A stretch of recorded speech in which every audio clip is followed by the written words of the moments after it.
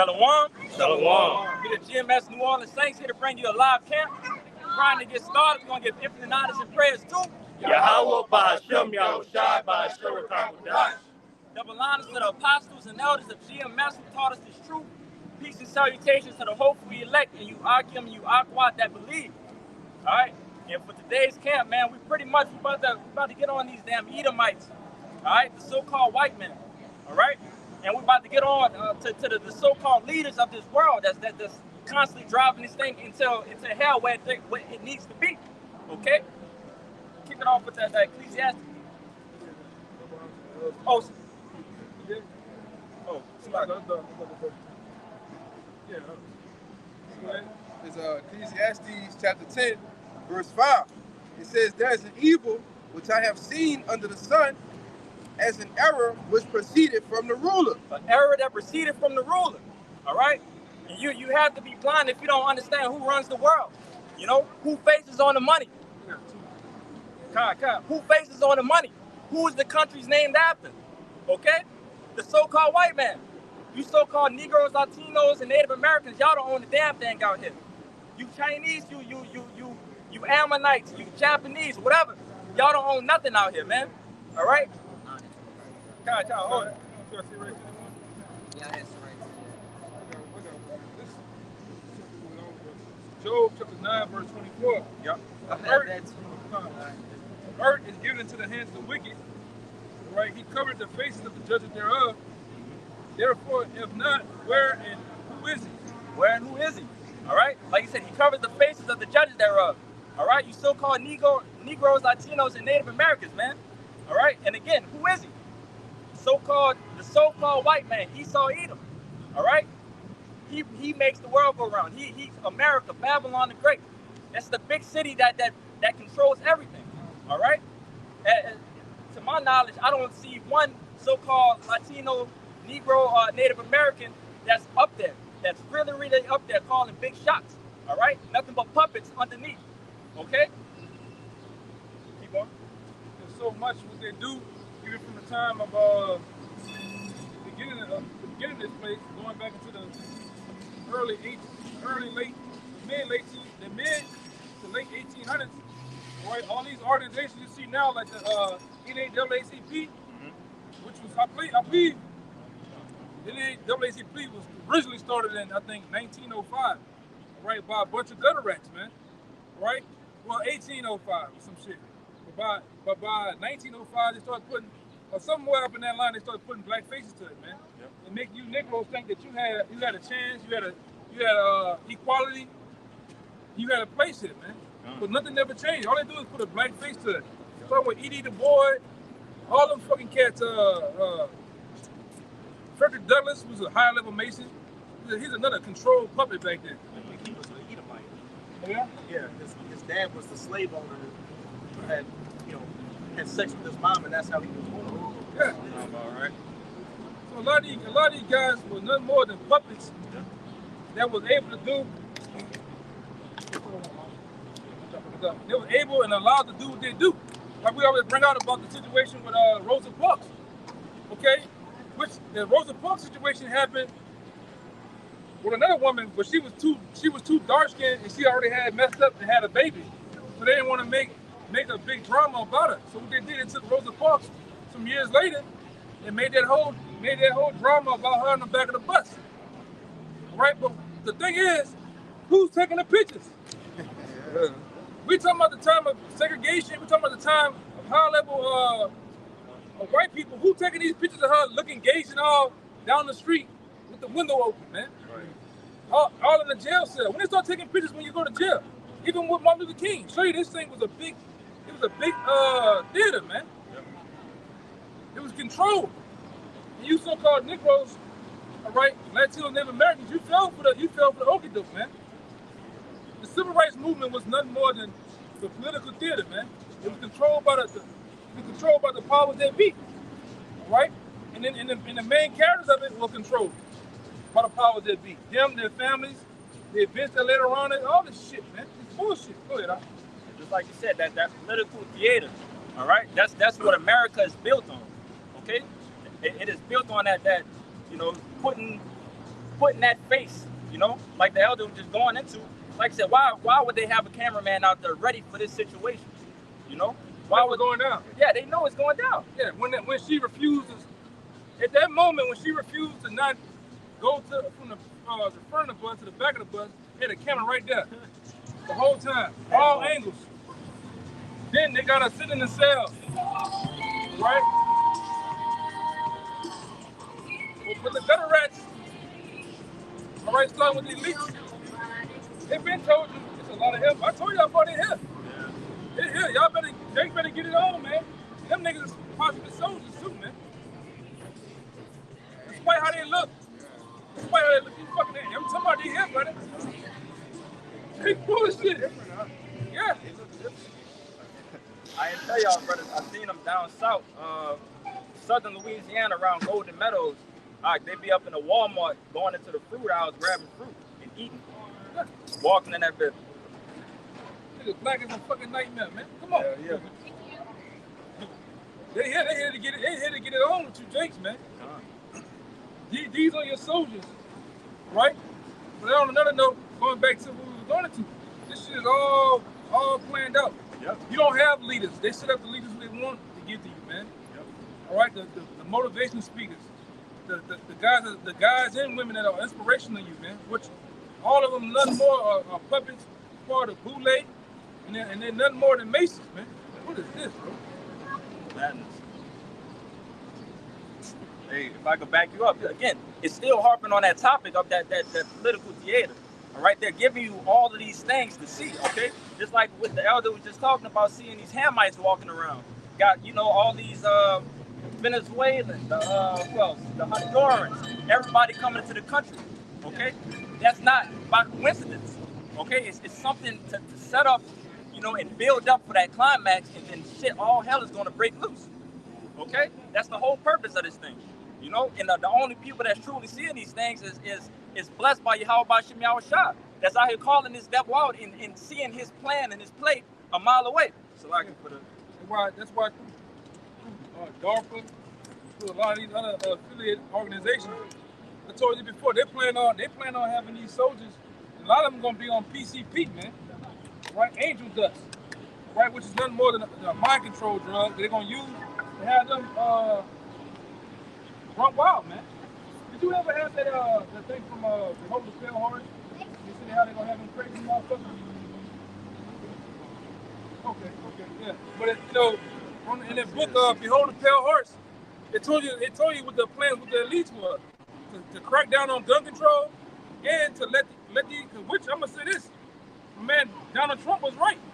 They're letting mental patients from fucking Guatemala and Peru and all this other shit come over here, and they stone crazy. I'm talking about fucking serial killer crazy, man.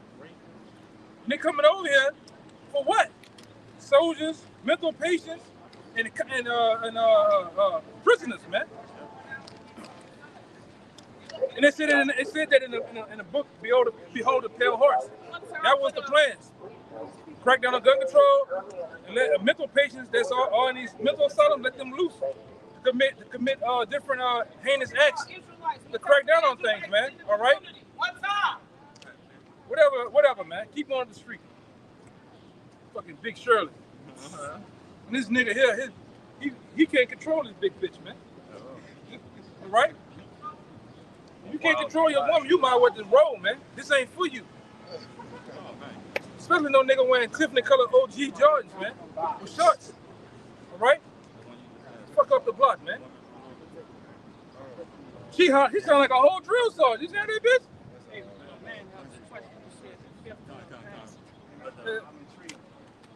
Yeah, you come right here, brother. You can ask your brother your question. What's y'all purpose? The purpose, man, pretty much is to explain everybody out here, specifically the Negroes, Latinos, and Native Americans on this board, you know, who your power is, ultimately, and the judgment that's going to take place into America, aka Babylon. You know, scripturally, it's called Babylon. America. Yeah. Y'all based off Off the y'all based off of?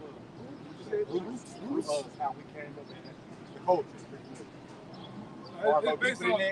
Based on prophecy, and history entails that who came over and cargo slave ships, so-called Negroes. All right, which when you get deeper into history, you find out that the Latinos put on cargo slave ships too. And it was sent to what we know today as like Spain, and different other parts of it. That's why they call it the transatlantic slave trade. So it was a triangle act of movement of people like products around the world.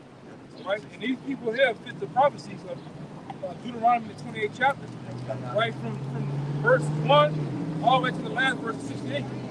These people fit that bill because in I'm just poking along certain precepts.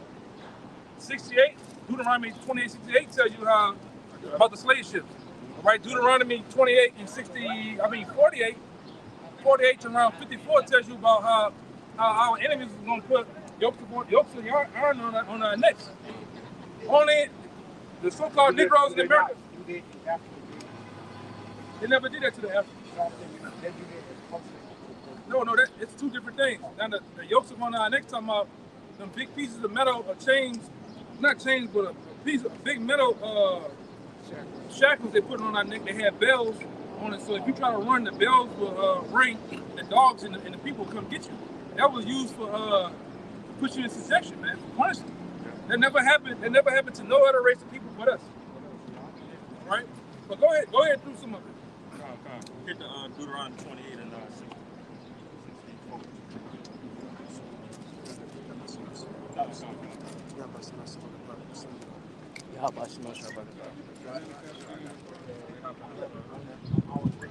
64. This Deuteronomy 28 and 64. This is, and the Lord Yahweh shall scatter thee among all people from the one end of the earth even unto the other. And there thou shalt serve other gods, which neither thou nor thy fathers have known, even wood and stone. That wood and stone goes into the Christianity, and that rock goes to religion in general. Okay? Because our people, we never knew who the so-called Jesus was, you know? Jesus, the letter J was never, you know. Like I had to you, the letter J wasn't invented until around the 1500s. God. And I asked my father today, I was like, before slavery, who was our guy?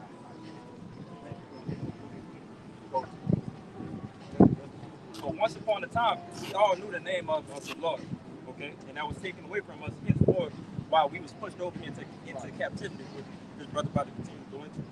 This is verse 65. It says, and among these nations shalt thou find no ease, neither shall the sole of thy foot have rest. But the Lord Yahweh shall give thee there a trembling heart, and failing of eyes, and sorrow of mind. That was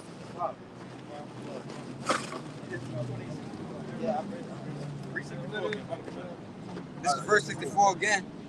It says, and the Lord Yahweh shall scatter thee among all people from the one end of the earth, even unto the other. The Lord, so basically, through slavery, we was all dispersed throughout the entire world. Okay, you got that?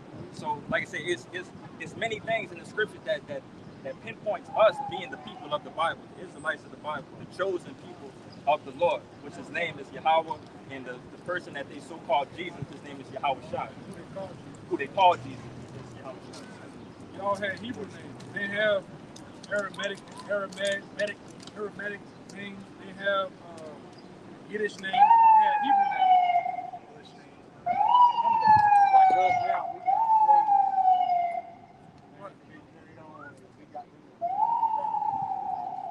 Back then, your name either it was an omen, or your name was based on your family's history, your father's history, right?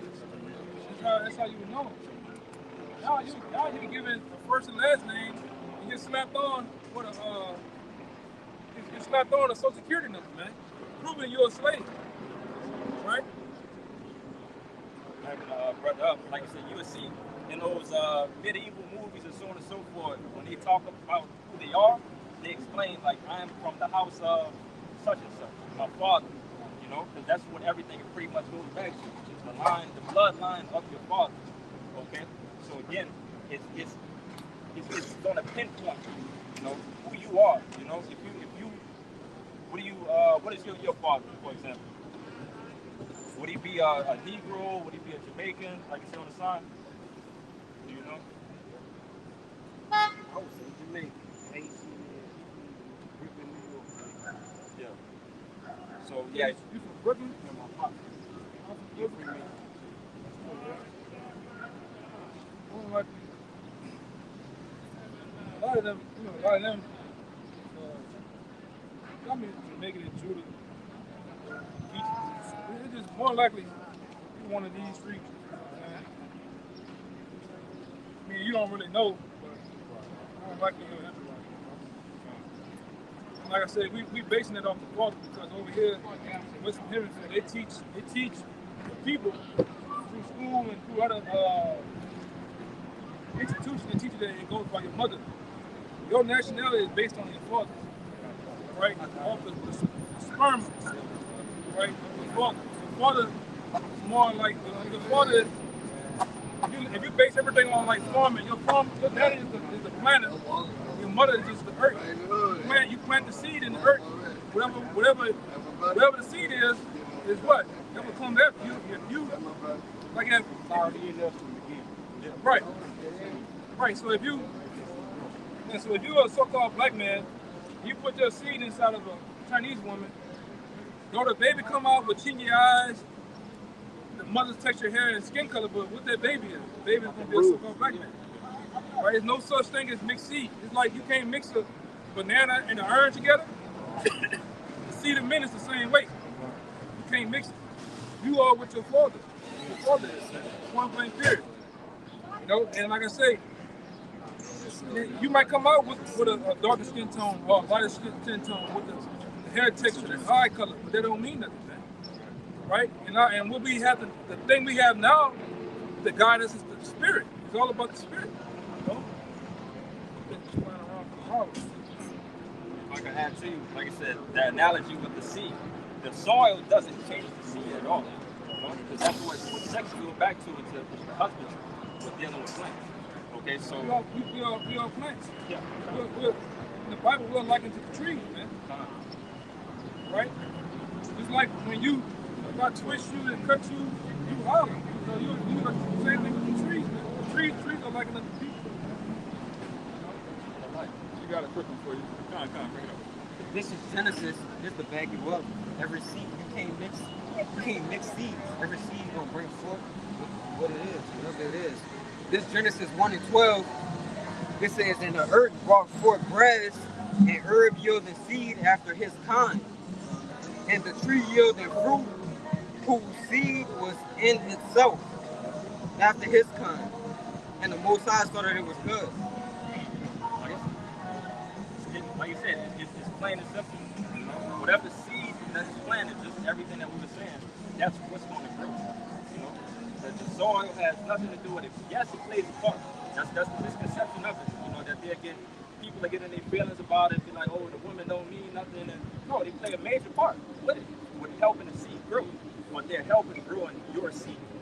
You know, that's what was planted in it. Okay? If you plant a seed in different, say you plant a seed here, and then you plant a seed somewhere in some soil that's way across the country somewhere, it's gonna have different, characteristics. Like whatever soil this was planted in, but it still goes back to whatever the seed is.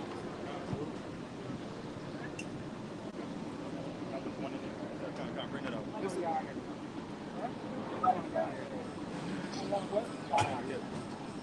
So the spirit allows us to go in. Like sometimes we out here, we teaching to nobody.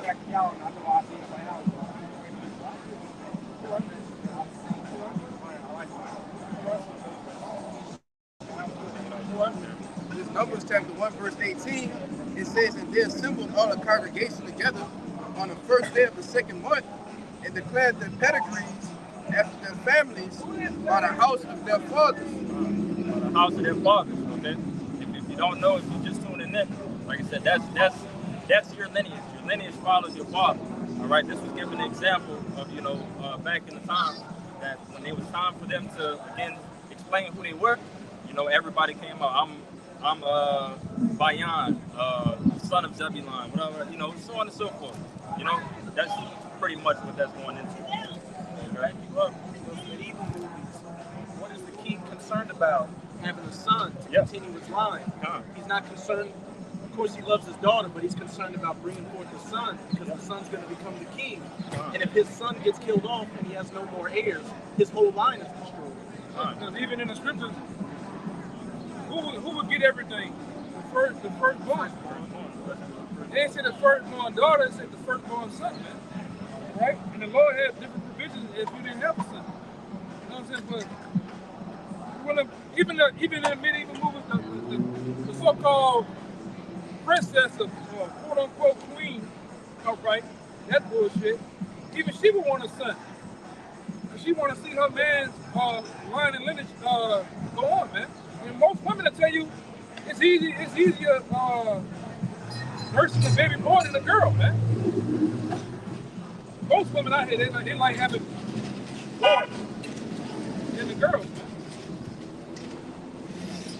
The same thing with them goddamn Moabites over there. The Moabites, they were strictly about what coming to for men. That's a mindset for war too. They wanted men. You know, for good. Even if you have a woman that you hate, or you know, like, I don't like this baby mama, if she bear your first child, that's still gonna be the strength of your what you have to give. This Deuteronomy 21 and 15. If a man have two wives, one be loved and another hated, and they have borne him children, both to be loved and to hated. And if the firstborn son be hers that was hated, then it shall be, when he maketh his sons to inherit that which he had, that he may not make the son of the beloved firstborn before the son of that which hated, which is indeed the firstborn. So you can't even, if it's your inheritance, you can't even basically overlook the one like of a woman you hate, you know? Because you be one like, I love this woman, so I want to, you know, I want my son of this one. But your son of the first one, you can't even choose. Right? Yep. Unless it's in a special situation like with Abraham. I mean, when he had Hagar and The brother brought forth the son because died. No. One was by the vine. Ishmael. And Salaki, yeah. Unless it's a special situation like that, which Isaac was of the chosen, and Ishmael wasn't. You gotta do it. Oh yeah, John. This goes to show the importance of, you know, having a son and continuing that line. This is Numbers 27. I'm gonna start at verse 1. Then came the daughters of Zelophehad, the son of Hepher, the son, we keep mentioning the son of Gilead, the son of Machir. Because I'm gonna say this: once you have a daughter, you nourish her up. If you have a daughter, you nourish her up. The principle of how she's supposed to be and conduct herself. Then she's ready to board her husband, in front of her husband. What happens? Once that man takes your wife, takes your daughter, my bad, and he does his thing with her, that's his lineage. That's his lineage continue going, man. You know? Go ahead. The son of Manasseh. But over here, you gotta understand, they're worshiping women. That's why they put women on a high pedestal over here, man. All right? Over here in America, they worship phallic symbols. The worshiping of the vagina, the worshiping of the penis, man. Right? I think even in masonry, they call it the I can get it. Get that part. I'm gonna find out what I'm talking about. Of the families of Manasseh, the son of Joseph, and these are the names of his daughters: Mahlah, Noah, and Haglah, and Milcah, and Tirzah. And they. Yeah, that's why. Really, when you got that Masonic symbol, you got the you got the compass and the square, and like this. Then you got the G in the middle. That G goes for the general general purpose of life. And that's the general purpose of life is the penis. That ain't no more than a penis, a woman, and a man doing it, man. And the G in the middle represents a penis, or it also goes for a snake biting itself, man. So that's what they all worship sex objects, man. Here in America. It's all about the box, it's all about the woman. All right? I'm serious. Yeah. But it's all about sex work. It's all about putting a woman on the high. Hey, get that one. When that woman said, "Blessed is the womb that coming out," and Yahweh Shah corrected her quick, man. Not about no goddamn woman. But go ahead, dog. Verse 2. And they stood before Moses and before Eleazar the priest and before the princes and all the congregation by the door of the tabernacle of the congregation, saying, Our father died in the wilderness, and he was not in the company of them that gathered themselves together against Yahweh in the company of Korah, but he died in his own sin and had no sons.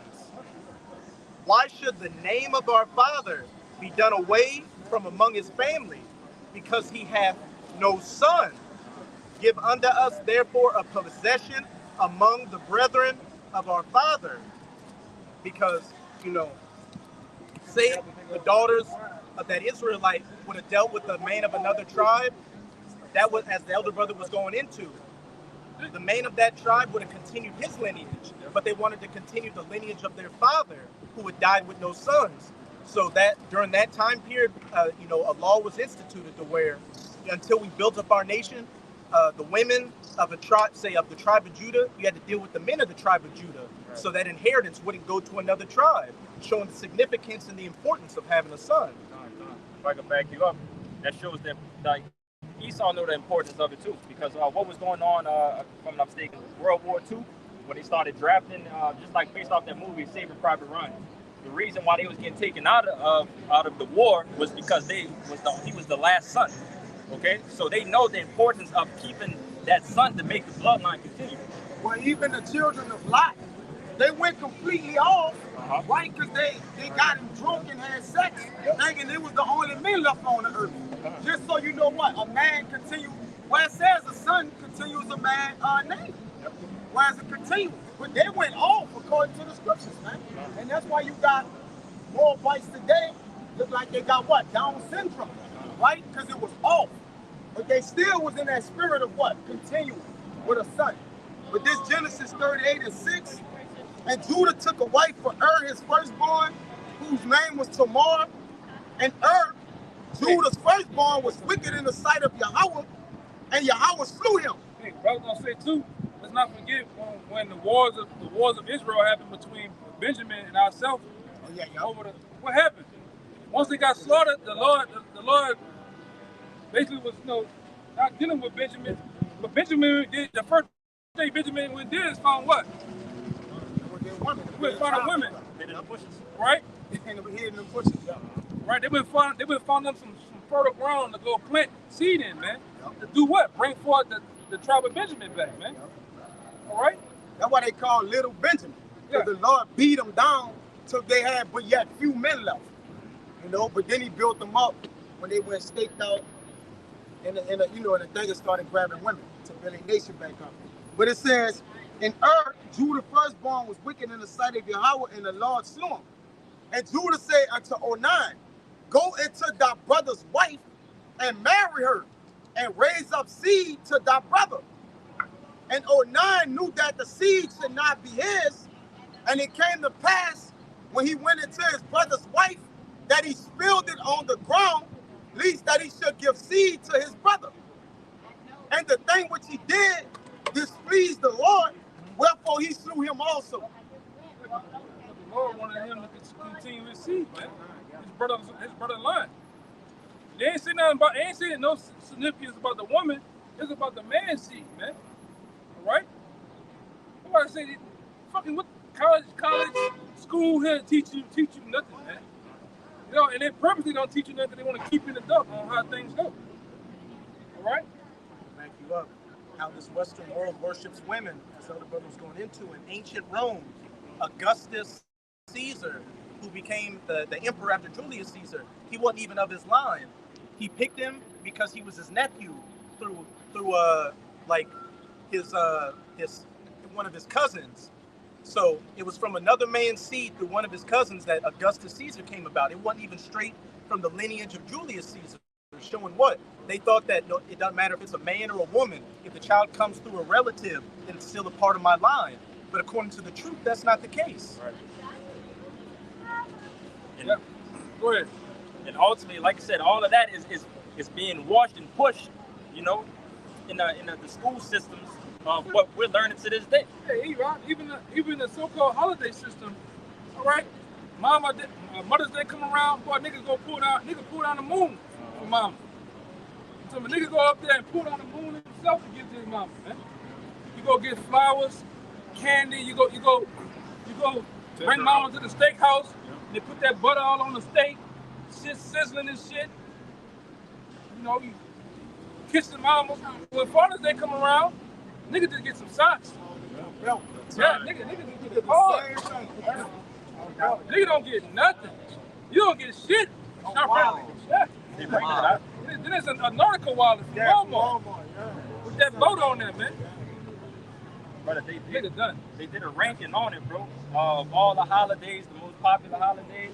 And I think they said Father's Day was number 16 of the most, happiest one of the holidays. And I think Mother's Day had to be like top 3, along with Christmas and everything else. Bro, Mother's Day. A man over here in America, you're not honored until you're dead, man. God. All right, because that's when they'll miss you. Because any real man's gonna lay down order. A real man in a home is gonna lay down order. All right, stability, protection. But you, while you doing it, you're doing what? Hey, go do this, go do that, go that. You hate it. Daddy always got something to fucking say. But that's why they put the daddy out the home and put mother in there. Mama just let. Reason why you wanna know why all these killers and steppers out here? Because of mama. Mama has no stability in the home. Daddy wasn't there. Then they demonized you. Your daddy wasn't shit. That's why it's important too, man. If you're a brother in this truth, you're coming up, you need to go amend that relationship between you and your father, man. Despite whatever your mama said, despite whatever your moms and your father went through, you need to go, match that thing back together, man. Go ahead, Art. That's just on a side note. Get the Isaiah. This is Isaiah 3:12. As for my people, children are their oppressors, and women rule over them. Children is our oppressors, and women rule over them. Okay, and that's the story of Jake. Pretty much all men. Ultimately, that's going into Jake though, but all men in Babylon have women rule over them.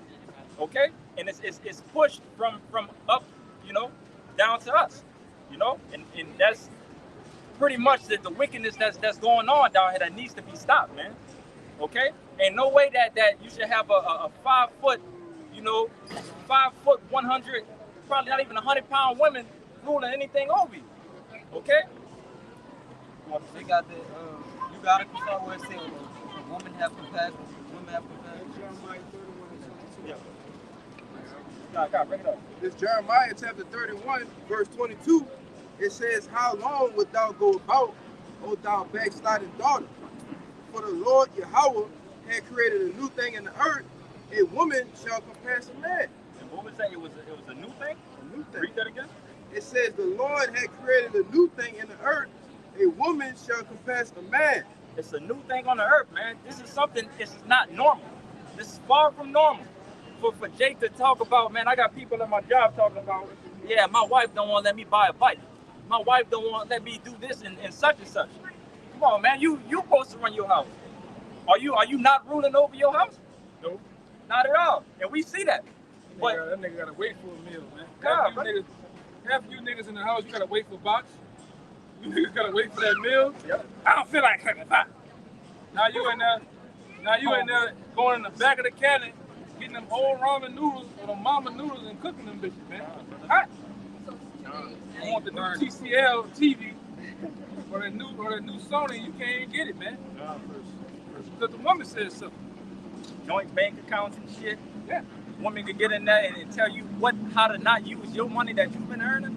You burning, dude. Come on, and you on top of that. Yeah, and you burning, man. Yeah, bring it up. It's 1 Corinthians chapter 11, verse 3.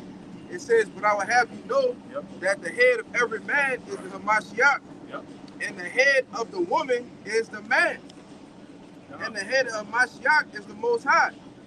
And that right there is something called a hierarchy, okay? You know, which everything has to be in order. The Lord said, let everything be done decently in order, okay? So we know it is an order to a thing, and it makes the system work, okay? Once everything get out of line, everything goes to hell. Everything becomes chaos. And that's why you see it over here in America. Everything is total chaos and hell. Yep. Right?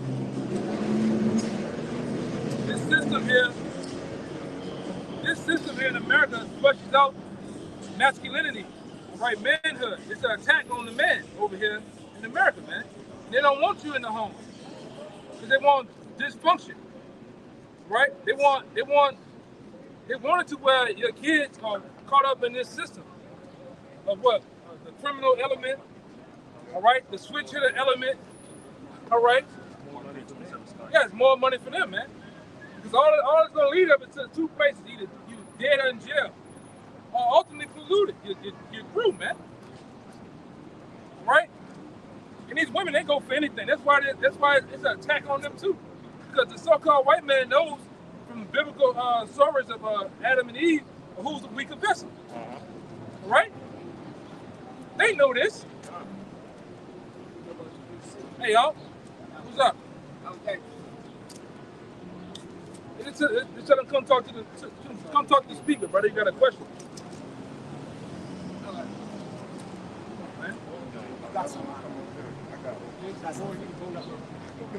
This is Matthew 10 and 35. It says, for I am come to set a man at variance with his father, and the daughter against her mother, and the daughter-in-law against her father-in-law. Now I'm going to bring out that word variance right there. It says the kaizo, which means to cut into two parts, cleave in sunder, and sever. To separate. Okay? Again, Son from father. Again, and then the brother about to bring out the Mark 37, like it's a purpose of it. Okay? Once you separate all these things and have that division amongst each other, you know, things will never go right. Okay?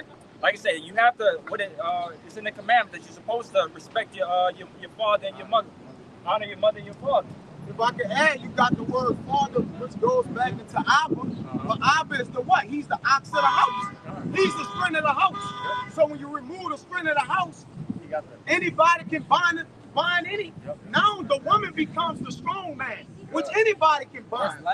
Because on Mother's Day now, Father's Day, the women basically proclaim themselves as the father now, right? They like, look, we the mother and the father. All the single ladies. All the single ladies. All right, we gonna see. That's a curse unto you. Go ahead, brother. This is Mark 3 and 27.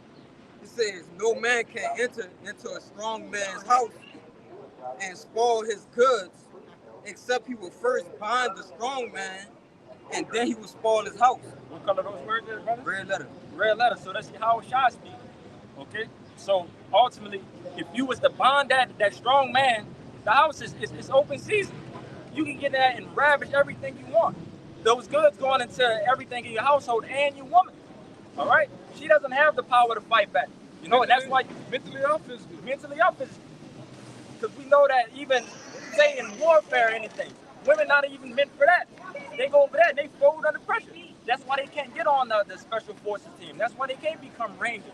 Because it's something that's too intense for them and their mind that they just can't, they can't handle. All right? Women ain't never go, if you go look at the accounts in the scriptures for ancient times, women never went to war. Never. Only men went to war. That was never their role or their position to do that. Yeah, now you have women in the Bible that put some shit up. Yeah. But it was set up that way to store it through the Most High. Judith, all right? Like the boy, Judith do it through femininity. Huh? So it was all set up that way, man. You'll have women You'll have women that try to bring out that, well, what about this one? Hey, man. If anything, they got guidance from a man, right? They never set up that way. It is, man.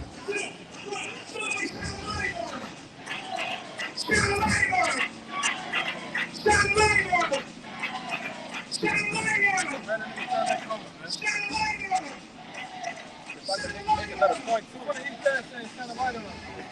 We do shine a light on Esau and shit, man. Yeah. If I can say real quick, in that Corinthians that you brought out with the hierarchy, that's again, they have in this world right now, really Babylon and these Western beliefs, you know, of the hierarchy of everything. You got to understand that we're not even at the top. We have Yahweh Shai over us, and Yahweh Shai have somebody over him.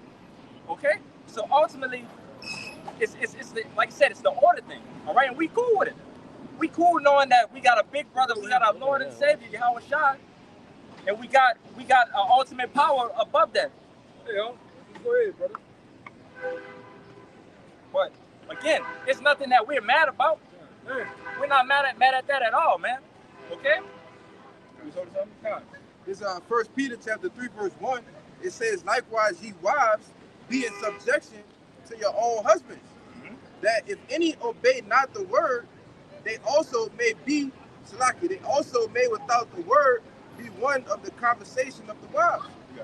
But the point is that your wife is supposed to be in subjection to her husband. A man is supposed to rule over her. Because a woman, she can't even control her own emotions when she get on a period. So how much more can she control her emotions on a daily basis, man, to make decisions? Life and death decisions, man.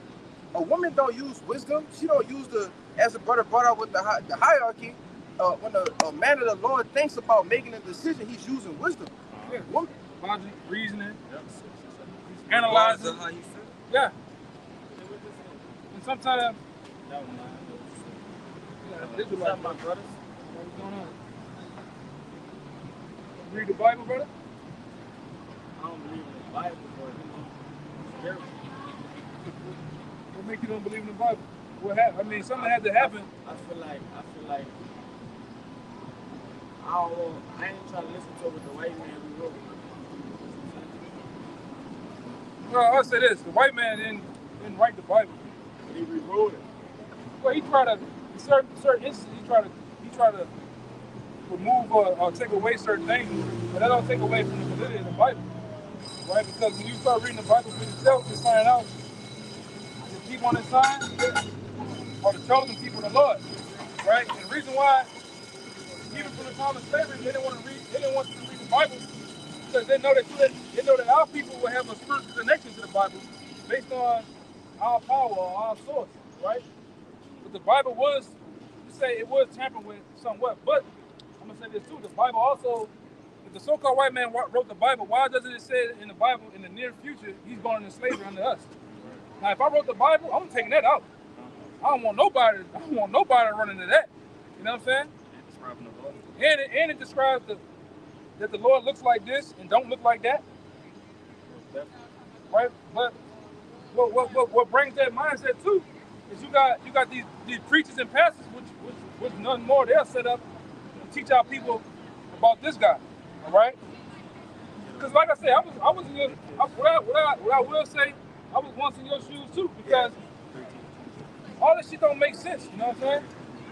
It don't make sense. Like when I was in your shoes, I'm like, how the hell we the greatest people on the planet Earth? We in the ghetto, the slums, we at the bottom, but we still excel above everybody, right? I've been knew church was bullshit. I've been knew that. I fall asleep in church. You know what I'm saying? But You don't need certain to have a relationship. right, I agree.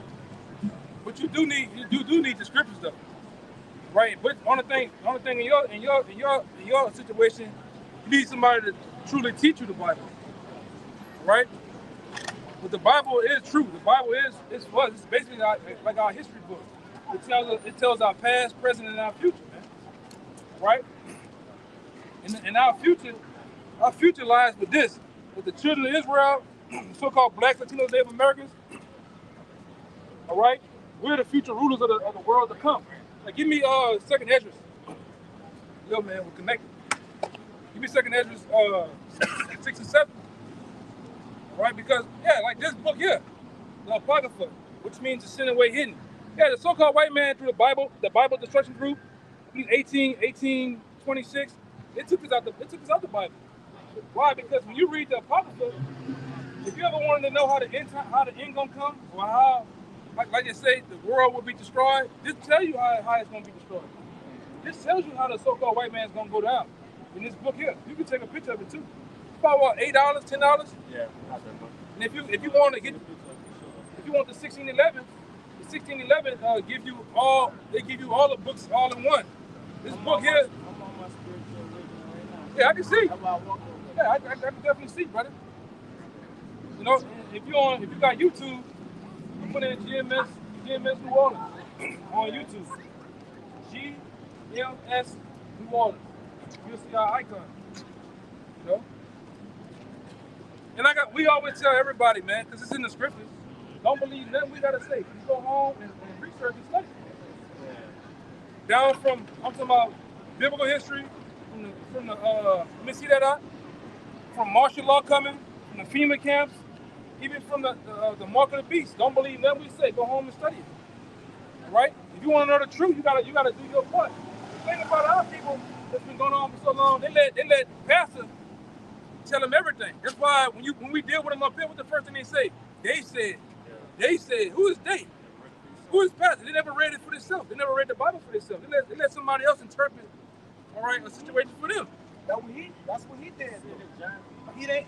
When you ask him, he said that it been rewritten. But what's been rewritten, he ain't gonna be able to take it. Yeah, he gonna just be like, I don't know. That's something that was told to him that he regurgitated. You got it, right? Yeah, the Smithsonian. They speak all the same shit, man. Yeah, everybody say the same thing. Same thing. Shakespeare, William Shakespeare. King James was a faggot. I know it, like it's the same bullshit, but can't tell you, right? Yeah, we're not associated with them. The purple guys, we're not associated with them. They say they're not We don't deal with them. We're GMS. We don't deal with them.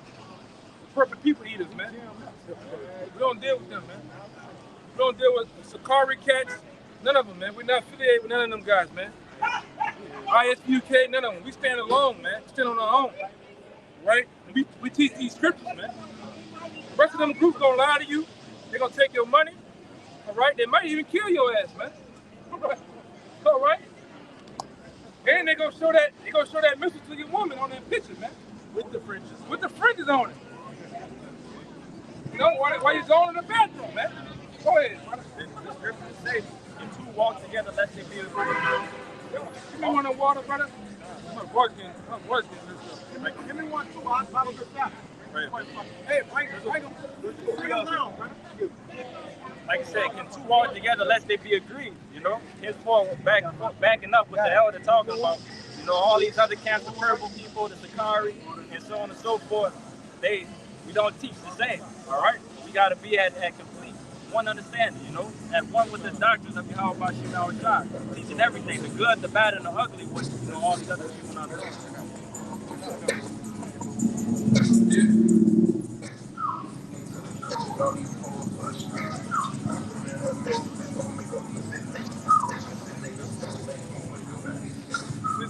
What that FEMA camp time? I'm gonna fuck with them real fast.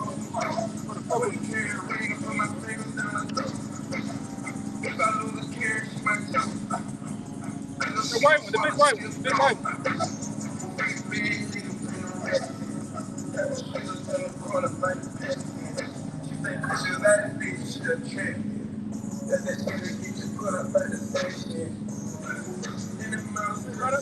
You know this happening?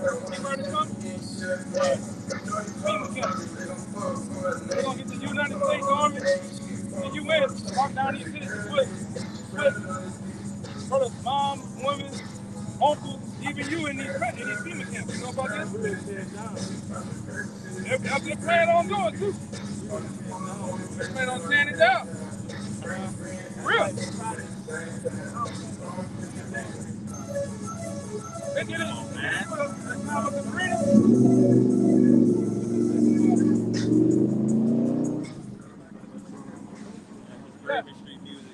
Thomas Katrina. They came through here with IDF troops. They came through this bitch with Blackwater troops. A lot of them boys in the Iberville. Oh, we ain't going for that shit. On the world, lining their ass up. You real, bro. We ain't going for that shit. We ain't going for all that. Let me say this. You ever wonder why? These are mercenaries. These trained killers. Unity, that's all really. But we don't got that. We don't got unity. And we don't have unity. Yeah. You know we don't got unity. You can't even stand up. Yeah. Uptown gonna click up with Don John. That ain't gonna work. But if you know that. The 10 gonna tip it up and get up with the 3 and that thing. They did it for Katrina. When the Iberville, they would shoot at the helicopters and shit. But that's what what his name is, Hoover? J. Edgar Hoover said the worst thing that could ever happen in America is black unity. That's why they set up these. Give me the Hollywood sign. That's why they set up these rappers. Yeah, he a puppet. He was a puppet. He was a sellout. Right. That's why these elites set up these celebrities for the youth to follow, man. These are your leaders that are none more than Masons, they're Boulets. We talking about them young boy niggas, all of them, man. All of them are sold out to the highest bidder. They're told what to do. And that's why they got us out here. Yeah, the Baphomet, brother. And they got our youth out here stepping on each other, doing all this shit, and it's really to divide and conquer. Because when they move in with them troops, you're not gonna be unified together, man. All right, these are trained mercenary assassin killers. That's gonna wipe half the fucking city. Criminals. Yeah. We even got the resources. Yeah. These niggas got shit. These niggas got shit to knock the meat off the bone on your ass. We ain't talking about them fucking little bitty baby Dracos. That ain't shit. We talking about half a man, ladders. Right? You shoot that bitch, you knock the dirt off the ground. We talking about dirt bitches. You know what I'm talking about? They make the building, they'll bust these bitches, man. What's that caliber where they shot past the antelope and his head blew up? He didn't even hit it. Just that's really really high grade round, man. They can do that. Jake don't even know that. When you shoot a 308, 30-06, LaFleur round. I forgot the name of it. You ain't got to even fucking hit a nigga, man. You can just shoot and pass him up to that bitch and still kill him just from the kinetic energy of the bullet, man. High velocity rounds, plus P rounds. Jake don't even know what a fucking plus P round is, man. But they'll knock your mama dick in the dirt. I bet you that. And them boys got that shit. And they gonna be on these streets with it. These UN troops, that's why all these migrants you see, we just seen a bunch of Africans pass over down here. Them are the soldiers that's gonna round your ass up, man. It's gonna take you out of your houses, all right, and put you on the FEMA buses. Because like I said, we've been teaching you that your average day Walmart, your average Superdome, they can turn into a FEMA camp like this overnight. And they did it for Katrina. They put you in the Superdome for a reason. They put you in the convention center for a reason. Meanwhile, the Tom Bensons of the world, they had IDF, Israeli troops over here guarding their rich neighborhoods. They also had Blackwater mercenary groups running the streets, killing shit, man. This is Russia and that's not really in the war to go against each other. They really just rounded up like that because people usually have a weakness or a rivalry. You see they line like we're going to war with each other. Yeah. Waiting for some shit like a 140 for the wake up or some shit like that. That's what this is a part of. This is a part of. How old you is? 23? Yeah, we just did a lesson. They got a bill that just passed 18 to 26 years old. They're gonna try to draft all y'all to World War III. Same thing going on with Israel. Israel is on the draft their citizens, man. Yeah, Europe too. Because World War III is gonna come, man. From ages 18 to 26. 18 and 26.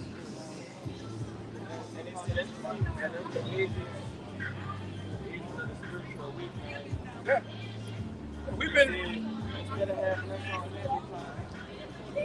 Yeah, because this is the army of the Lord right here, man. And really, what's on the average mind of people? Why would a bunch of young men get out here and preach the Bible on a Saturday, a Sunday, a Friday, all around the world? We got brothers all in Japan doing this, man. We got brothers all in Europe, Africa doing this, talking about what we're talking about, man.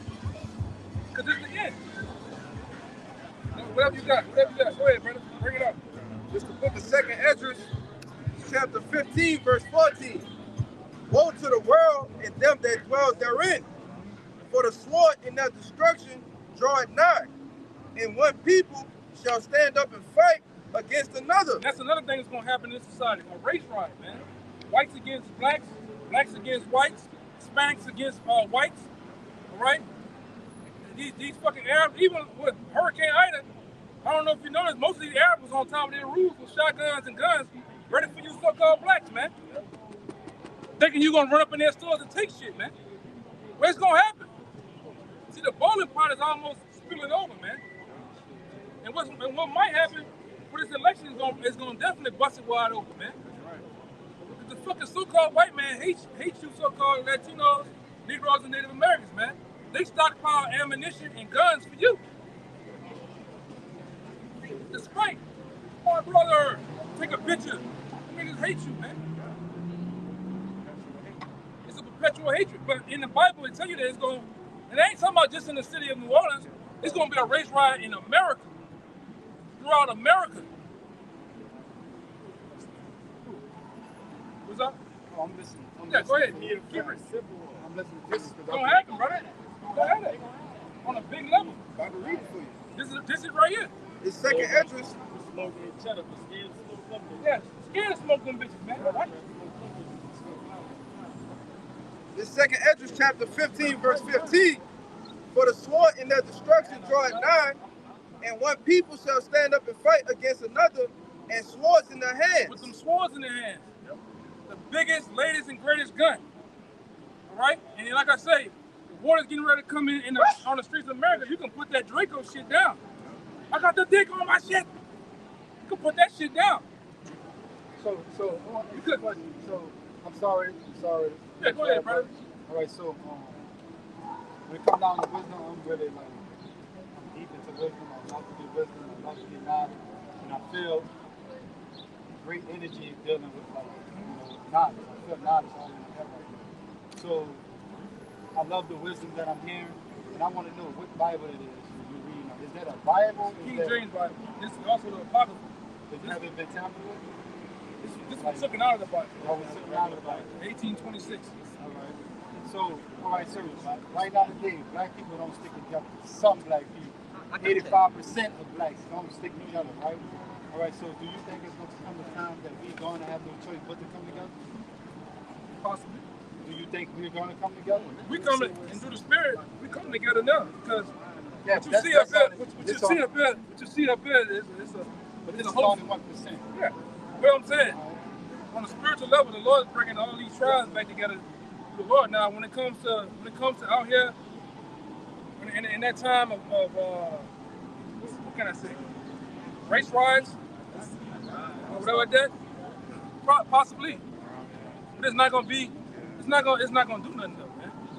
It's not gonna do nothing because in the Bible, 2/3 of these people are pretty much summoned to be put to death anyway. And it's really a judgment of the Lord. Go ahead, you want to get it? Yeah, we'll get it. It's there's going to be a multitude of our people that come together. It's called the 1/3 of the elect. This is Zechariah 13:8. And it shall come to pass that in all the land, talking about Babylon right here, saith the Lord. America is Babylon the Great, right? This is the place that we was set forth through prophecy to come over here to serve our punishment. And once we're out of our punishment, the Lord's going to send forth the men of the Lord and his prophets to teach these people on this side, and first and foremost the men, of how to get back in the good graces of him and to come out of the ways of America. Go ahead.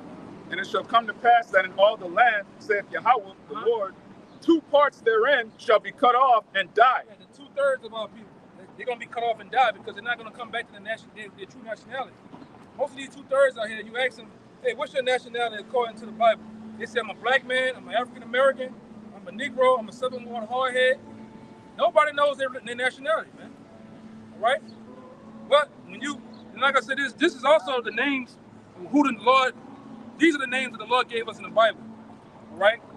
From Judah down to Issachar. These are the names that our oppressors, the so-called white man, or whatever,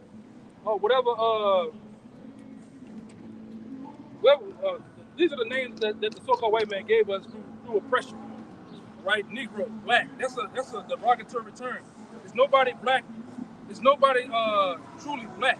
You got the derivatives of brown, but nobody's black. Black means white. Nobody's white either. Nobody's white either. Yeah, because the term white was, I believe, it was created in 1861. 1681. 1681 in the state of Virginia. And that was a term to put themselves on a pedestal as being pure. Now, when you look up the definition of black, it has everything with a negative connotation to it, man. Border light, negative, all right, wicked, right? And that's not a nationality. If you look at crayons are colors. But we're talking about the derivatives of brown from light to dark, all right? But the nationality is based on your father, huh? Lineage. On your lineage, man. And we have a lineage. Our lineage goes back to these people on this side, and we're not from Africa either, man. That's another lie that's been told. Somebody give me that in the Zonovan. Yeah, we had a bunch. They hate us, man. They hate us, man. With a passion. All right, love y'all guys, man. All right? Yeah, get the word ham. Hey, I agree with everything y'all saying. All right?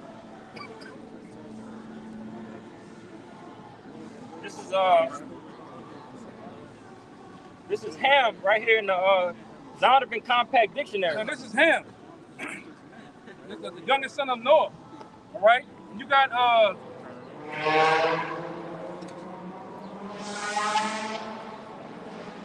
shit.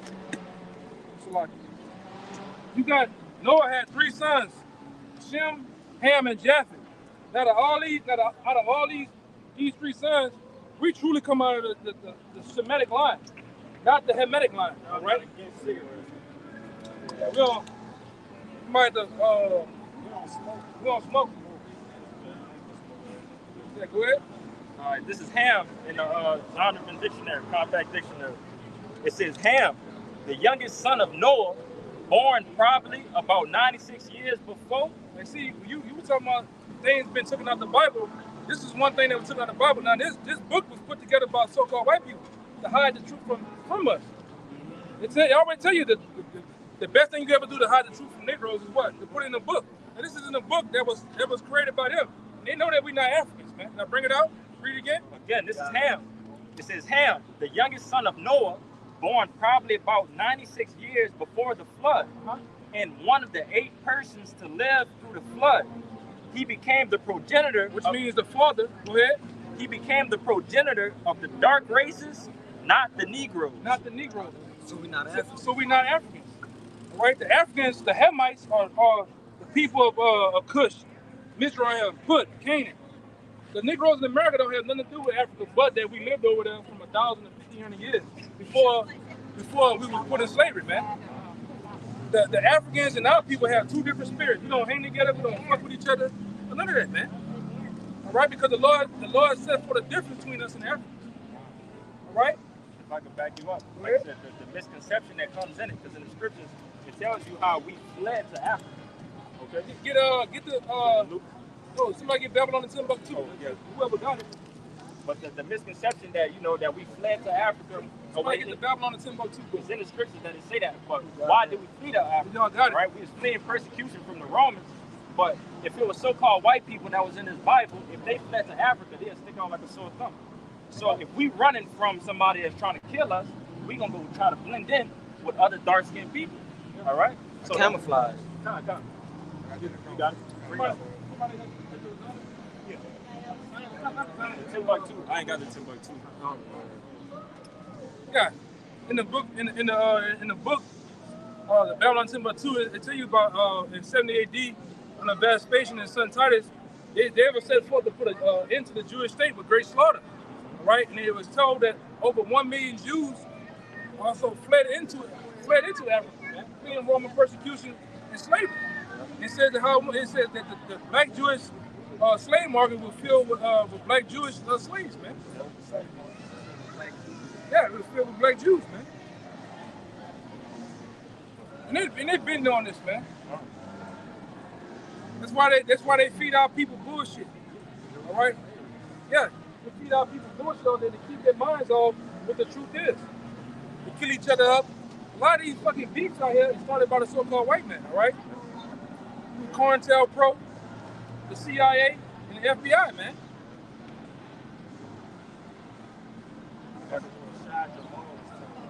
Huh? Yeah. This shit is bullshit, man. Go ahead. Like to say real quick, you got to understand that everybody had all these other nations, the Chinese, the Arabs, the Africans, you know, they all had a part of putting us into captivity. Okay? That's again, while we went down into Africa, it wasn't. I'm getting that. It wasn't Africans fighting Africans. It was Africans fighting us, Israelites.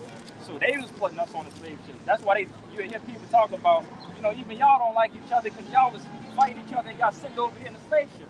Nah, the so-called JOOs, what would be the people that's in the land of Israel right now who is not the real Jews, you know, they financed everything. All right, they financed the Arabs. They built everything. I mean, my bad. They did the capturing and everything. The Arabs in the slave ship. Yeah. Arabs that you see in these stores. He got the template. Yeah, bring it out there.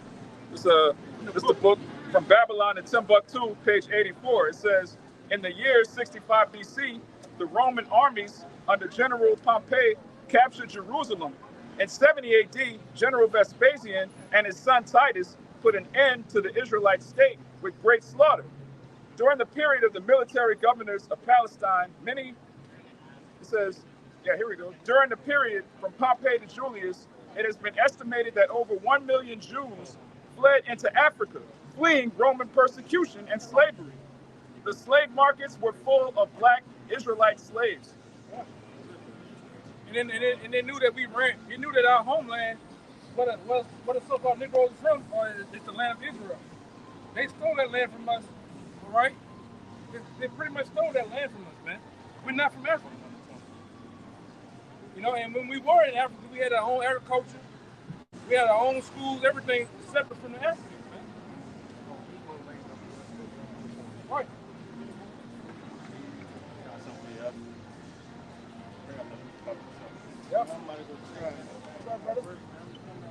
We over here like around 5 on Saturdays, right? Hey, you got it on you got YouTube? You got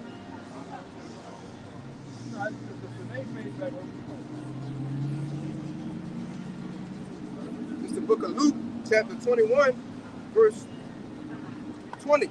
It says, and when ye shall see Jerusalem compassed with armies, then know that the desolation thereof is nigh.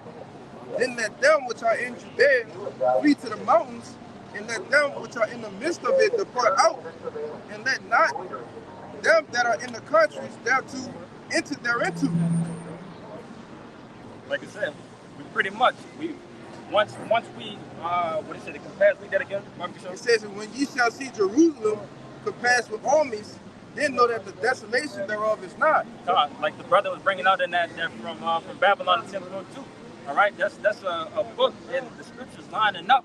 You know exactly what was happening, and also through history. Okay, we know that the Romans was over there, and you know they attacked Jerusalem. Okay, and what happened? They said once we see that happen, we need to flee. Okay, which happens in henceforth while we went to Africa. We fled down to the mountains and got out of that thing. Okay.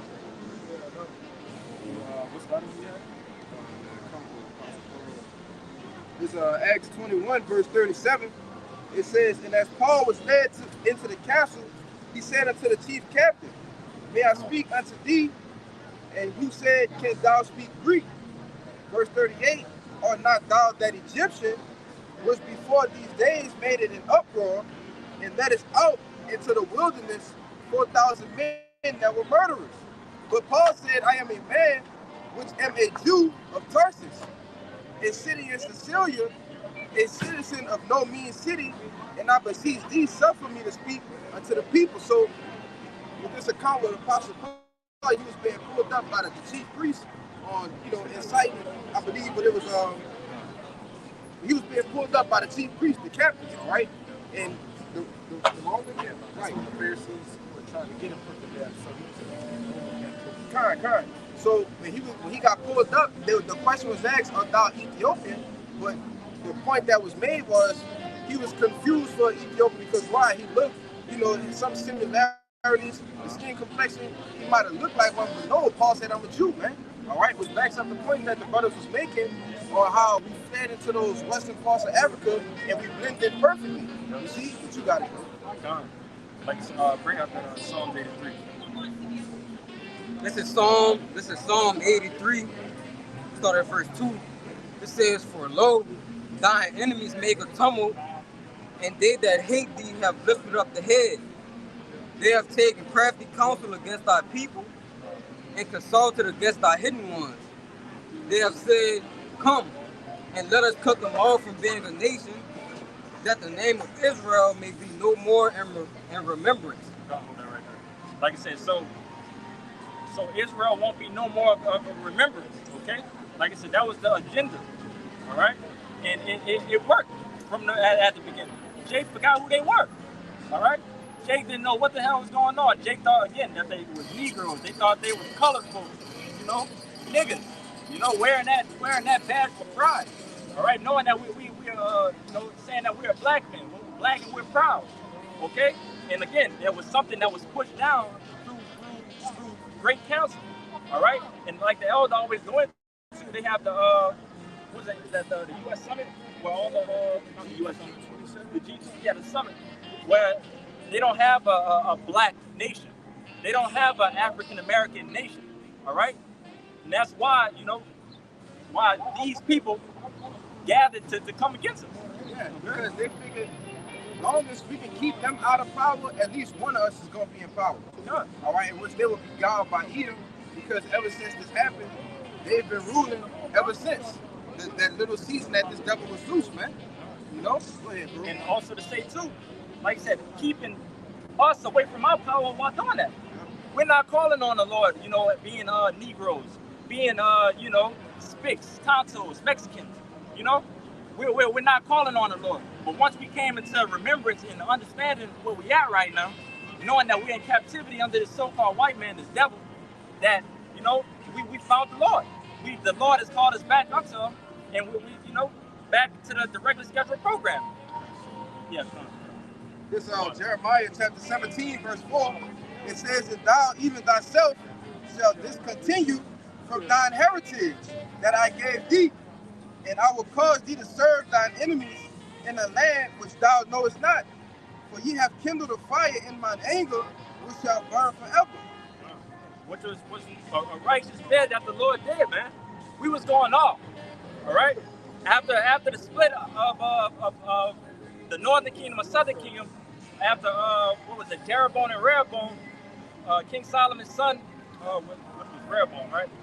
And then Jeroboam, Rehoboam was Solomon's son. He was the king of the southern kingdom. You had Jeroboam, who was the king of the northern kingdom. Well, he was like on some type of council, right? With for King Solomon. No, Jeroboam had a council with all of the young niggas. He didn't want to listen to the sound council. Rehoboam. Kind. And they both. Kind. But ultimately, again, which led to the split, after the wrongdoings of King Solomon. Okay? But continue that song for me, brother. This is Psalm 83 and 5. Wait, Salaki. Salaki. One more time. Bring that up again. This is Jeremiah chapter 17, verse 4. It says, "And thou, even thyself, shall discontinue from thy heritage that I gave thee." That was the point right there. Like I said, again, we was discontinued. Okay? So discontinued. We didn't know who to call on. We didn't, for the longest, like how Jay came up, a lot of our people out here, they spiritual. They don't know what they, putting their thoughts and their time into, but they know that it's a higher power. And they got a zeal, but not according to knowledge. A zeal, not according to knowledge. Beautiful, brother. Like I said, but our people, they just don't understand, and that's the Lord obviously is the blame for it, because that's got to be 2/3 of the people that the brother brought out in Zechariah that needs to die. Okay, but again, the Lord is calling us back, and we're coming back into the fold of teaching and showing everybody, hey, you're not niggas, you're not Negroes, you're not Spicks, you're not Tonto.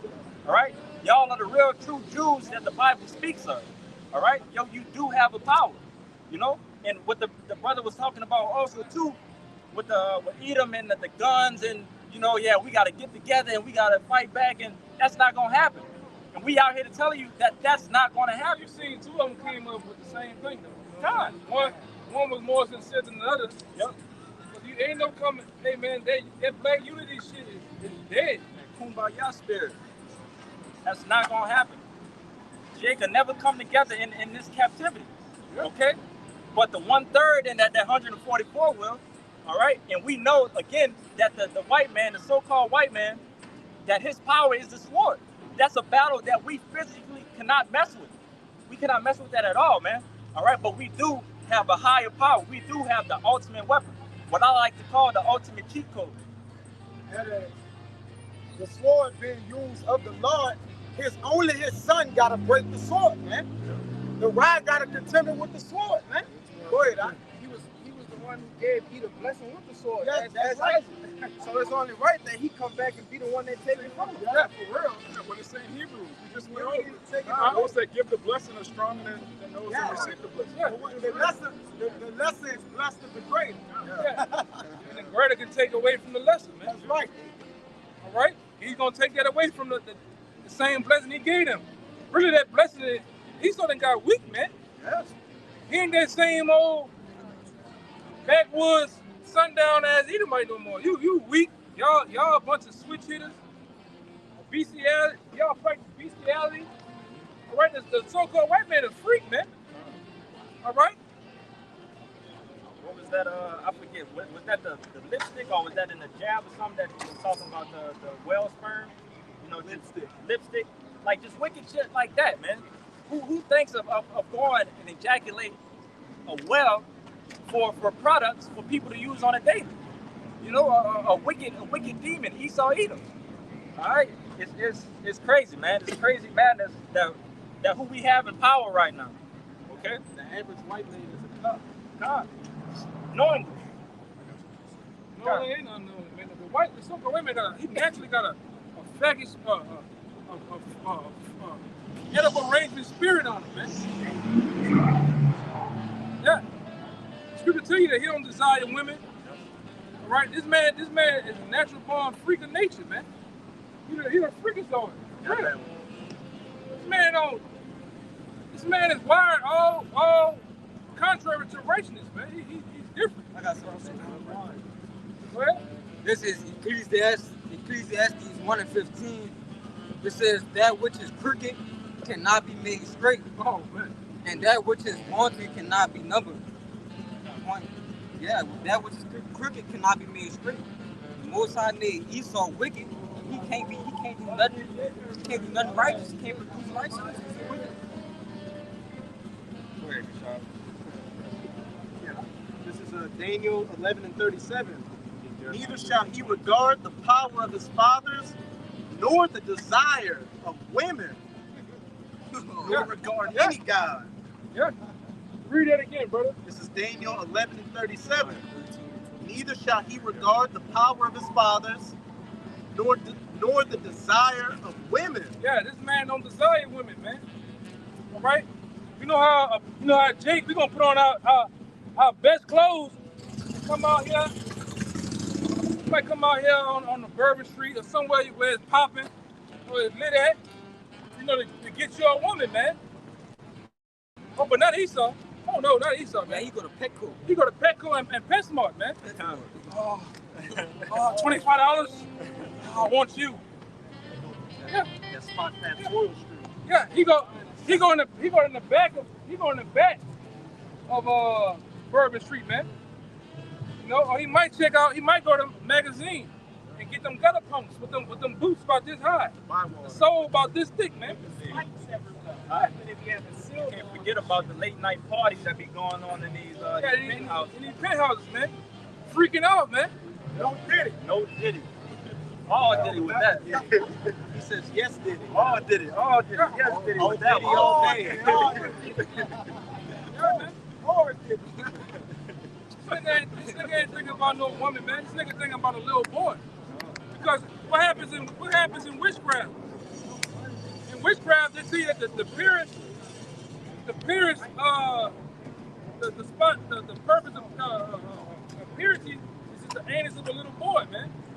And that's why the so-called white man chooses to do what he do with these little boys, man. Through Namla, through Jeffrey Epstein, the island.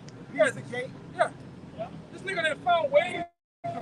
This nigga done found ways of ordering little kids up, man. You got something? Yeah. I had did a video actually on the Edomite. He was hanging behind his nephew or something, kissing all over the boy here, nibbling on his neck. I'm telling you. Yeah, I seen that. I seen that video. And they get sick. Yeah, you know, at the Pope, y'all got now they at the Pope. Remember the little boy that came up to the Pope and with the Pope kissed him? You talking about the Dalai Lama? I forget what he did. They both freaks. The kid walked up. I think the Pope meant to kiss his hand or something. Kissed him on his lip. He kissed him, tried to kiss him on his cheek or something. That was on purpose, man. That was on purpose. He kissed him on his lips, man. Freak, man. Yeah. Look at this like that school down here, Jesuit, man. Them Yeah. They didn't went through so many little boys at that school. It's not even funny, man. And you assholes out there still at the kids at that damn school, man. Jesuit. Catholic schools in general. Catholic schools in general, man. They tampering with them little boys, man. That's the nature of the beast.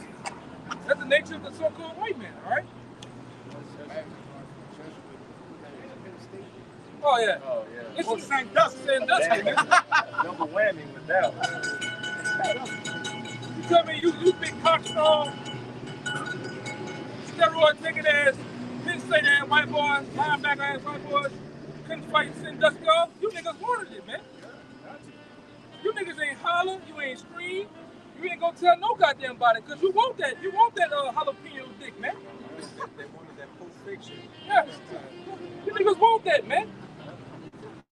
Cause you fucking white boys are freaks, man. You play all them gay games. And shit, that's a natural born fact, man. Get on the basketball team, the football team, you come in the locker room, taking off the helmet and shit. What they over there doing? Gay games. They patting, you know what I'm saying? Looking at it, dude, your butt looks like good, man. You know? First type of joke. Any type of joke, if they want to crack. It's a gay game. Yeah. It's a gay game, you know? Hey, what? This is Hebrews 12 and 16. These shall be any fornicator or profane person like Esau, who for one morsel of meat sold his birthright. Verse 17. For ye know that afterwards, when he would have inherited the blessing, he was rejected. He was rejected, man. The Most High rejected that fucking devil, man, because he ain't dealing with it, right? The blessings and the promises were set up before the children of born to Jacob, man. Right? And this devil has been rejected, man. And all you coons and goons out there that want to shuffle and jive for so-called white man, you gonna die with him. Because the Lord just rejected this devil, man, from the beginning. Though he started with tears. You have put no blessing for me, Father. The Lord gave you a blessing, man. That blessing was the blessing of the sword that we were talking about. And the fatness of the earth. You got that. You live in that. That's why anywhere you go on the planet Earth, who's gonna be there living their best life? The so-called white man, the so-called white woman. All right. All right. When you look at the landscape of the earth, as far as weaponry, who's gonna have the latest and greatest weaponry, man? Who gonna have the skill set to operate this weaponry? The so-called white man. Now you got some Jakes in there, you got some Moabites, different things like that, but that so-called white man is the ultimately the author and the creator of those things, man. Most of these weapons out here, are named by who?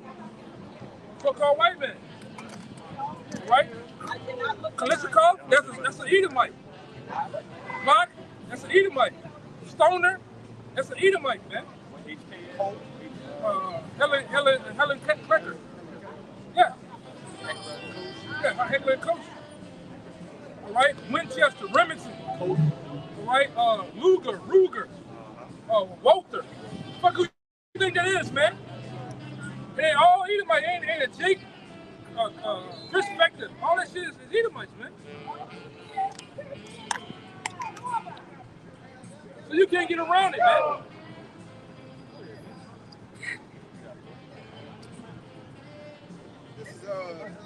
This is the book of Romans, chapter 13, verse 4. It says, "For he is the minister of the Most High for thee for good, but if thou do that which is evil, be afraid. For he beareth not the sword in vain." Oh, man. And for he is the minister of our power. Where you was at?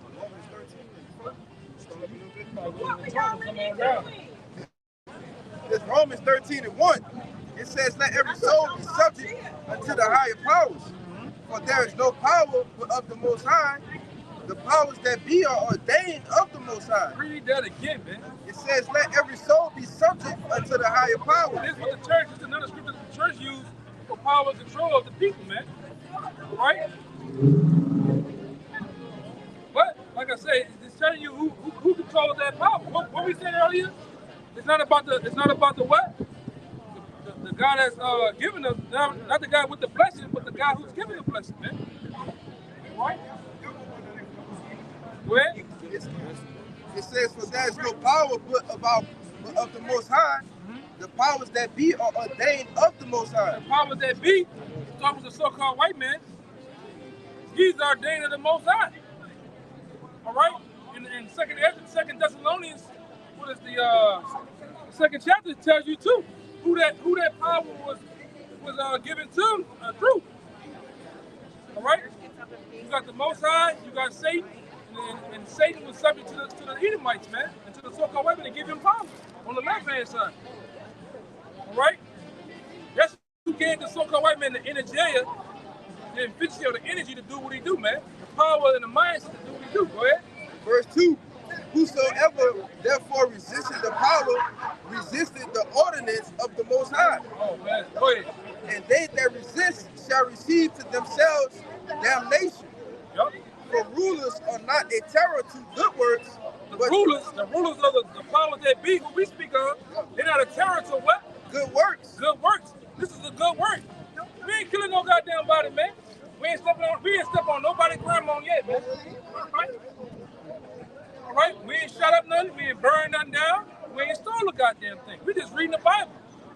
And just reading the Bible alone causes all type of controversy, friction, emotions being flared up, man. Okay? But this is good work that we're doing, man. Go ahead, It says, "For rulers are not a terror to good works, but to the evil." But to the what? To the evil. To the evil, man. Go ahead. "Wilt thou then not be afraid of the power?" And that's a question mark. Would y'all not be afraid of the power? A lot of you Jakes, you ain't afraid of the power, man.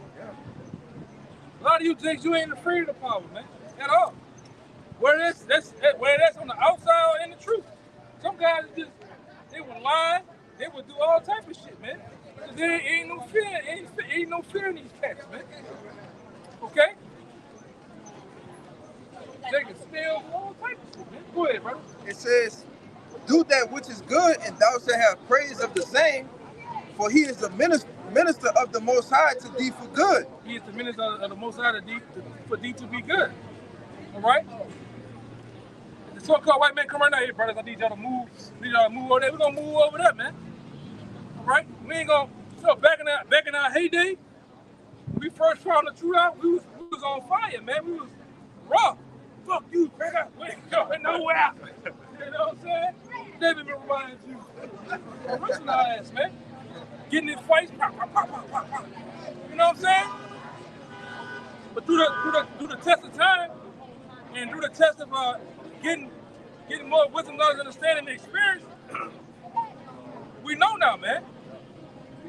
I need y'all to move. We gonna shake the dust and go somewhere else. You know, or we might come right back the next day or the next couple of hours. You know, who knows? But we understand that. That's why we tell you when this devil comes with some type of text, some bullshit, listen to him, man. But when they come with that chip, oh no, all bets are off. That's why Yahweh Shai gave that analogy and that question out there. He said, man, who money is on the who face is on the money? Render unto Caesar what is Caesar, man. Okay? Paying taxes, a ticket or two. Stopping at the red light, the stop sign. Pay your bills, man. Pay your fines. You owe this devil a fine? Get him the fucking money, you, man. Where you can't have no control. Okay? I'm running from the man. You ducking the law. You really like the hot boys, man. Go ahead. So one of what you were saying earlier. This Hebrews 7:7 in the NLT, it says, and without question, the person who has the power to give a blessing is greater than the one who is blessed. Yeah, so Yahweh Shai blessed, all right, when he was Isaac, he blessed Jacob and Esau. So if he gave Esau the sword, he has the power to take it away. Not the Black Panther Party, not you niggas coming together, all right, buying a bunch of Dracos with one magazine. It says, the person who has the power to give a blessing is greater than the one who is blessed. It's plain, man. Paul said, do something before he deliver you up to the centurion, and the centurion deliver you up into the judge. Something like that. I'll get it. You know what I'm talking about? And so when he said he deliver up to the judge, and they just throw you in jail. You know what I'm talking about? Right here. You got it? 25. Okay, good. Yeah, You got it. Yeah, y'all can have it. This is That's like it. I'll paraphrase it. This is It's about being smart, man. 25, yeah. All right? Like I said, through the test of time of being on these highways and byways, going to jail, getting in fights, getting in different skirmishes, man. We learn experience, man. All right? And we gain wisdom knowledge on how to handle certain matters. All right? Especially with the power that be. Right? And we know that they are already ordained in the Most High. And he gonna get it too. They don't bear the sword in vain either, man. I wait the fucking police pull me over. Niggas be acting up, man. We saw that with the videos.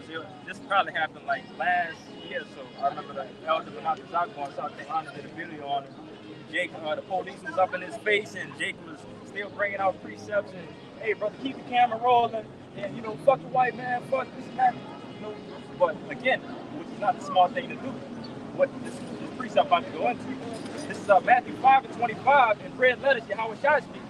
It says, agree with thine adversary quickly, whilst thou art in the way with him.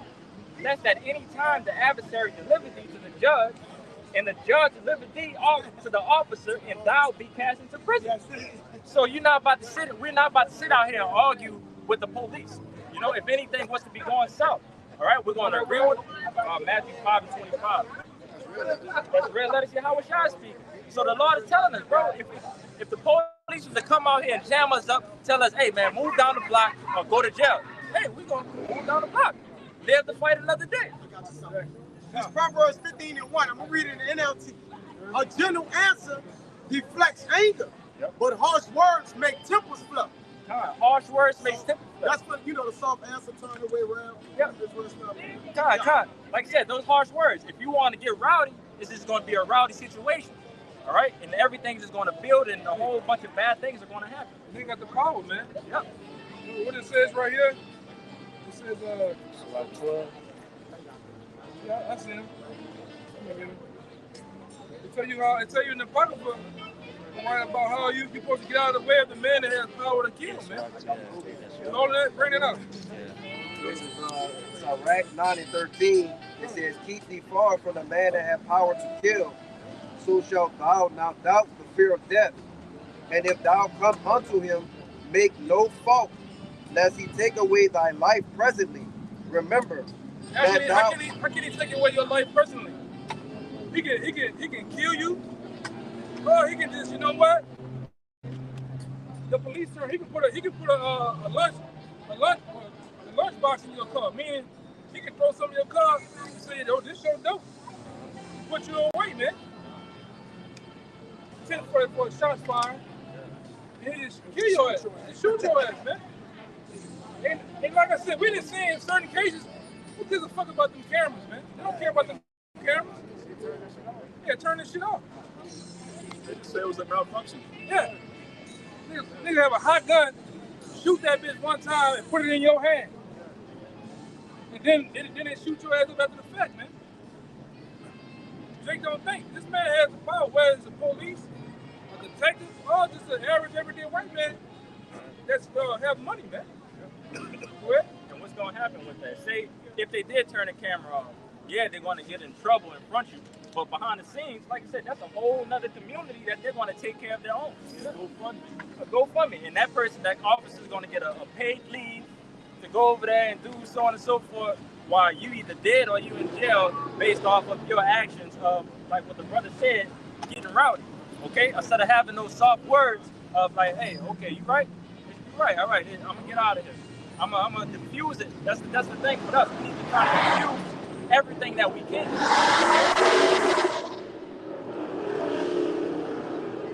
And ultimately know, you know, what these devils doing, and that they're gonna get that judgment. But it's not for you to get that judgment. I think that's wrong. I got something back. Come, bring it on. This Matthew 10 and 16. It says, "Behold, I send you forth as sheep in the midst of wolves. Be ye therefore wise as serpents and harmless as doves." Yeah, that's the point though. Let me read it over. No, go ahead. Yeah, that's the point. To be wise as serpents and harmless as doves. It says, if possible, be at peace with all men. Okay, you know that. Using wisdom. Yeah, that's what I'm looking for. This is Romans 12, verse 18. If it be possible, as much as lieth in you, live peaceably with all men. If possible, live peaceable with all men. Okay, that's the purpose. Like I said, one of the sayings that we see out here, the goal is to make it home, man. All right. You don't want to do anything to put yourself in a bad position. Then now you got to serve the Lord while you sitting down behind the jail. All right, while you locked up. All right, we out here trying to be on the highways and byways, trying to do everything that we could to the best of our ability. Okay, and something like that can hinder you. It can stop you. It can slow you down. It's definitely more than that.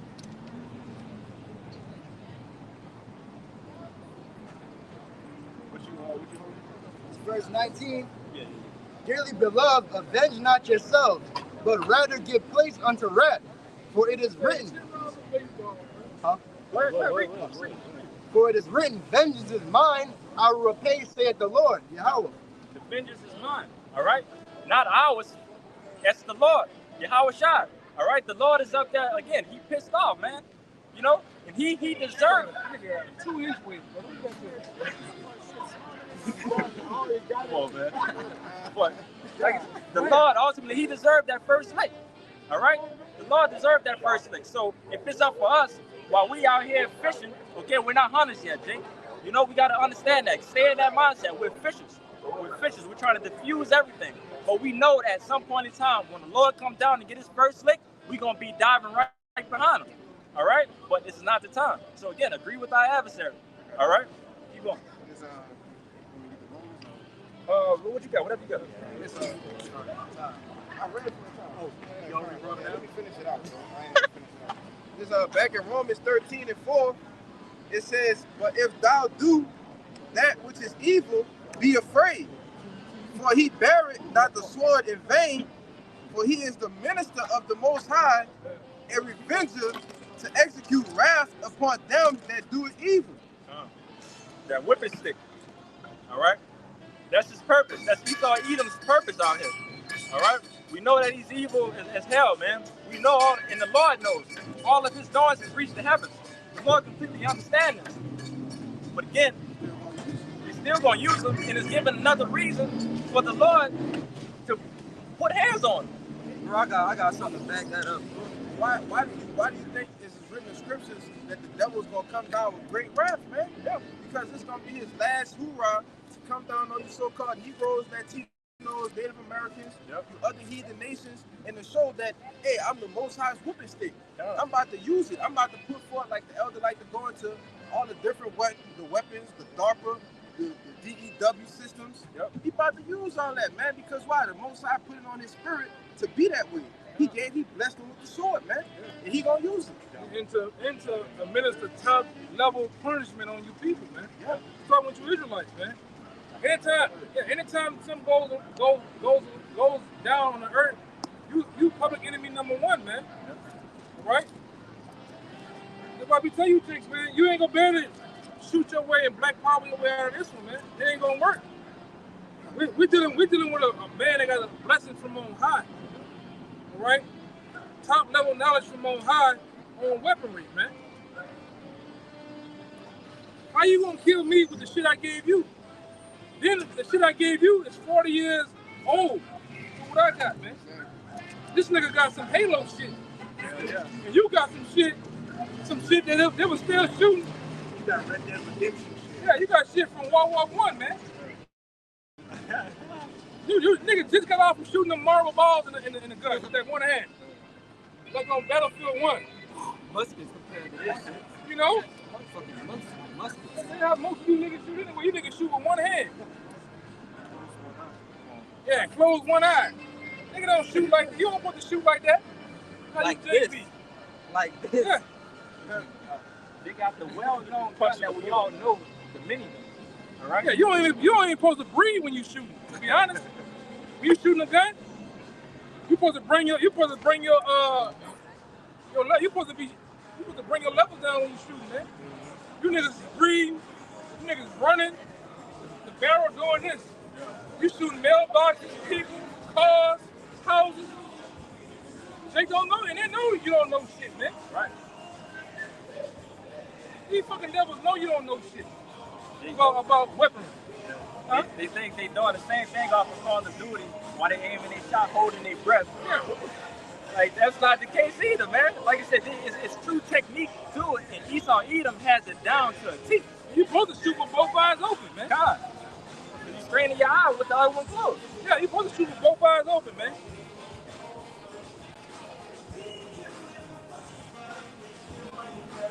Oh, the looking down range. You got a man looking down range at all times. A lot of you niggas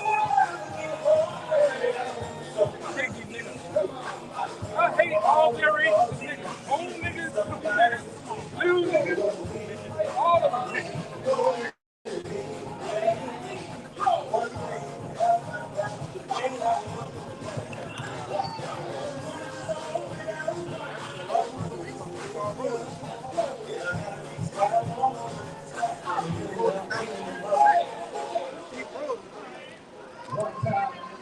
Celebrating our birthday, 60 years old, y'all.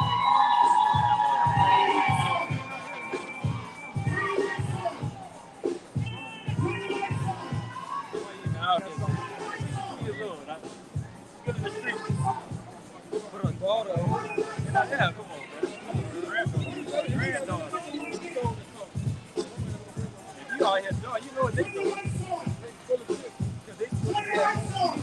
Right. Do you like some? Do you like some? I need you to put the one right now. Oh,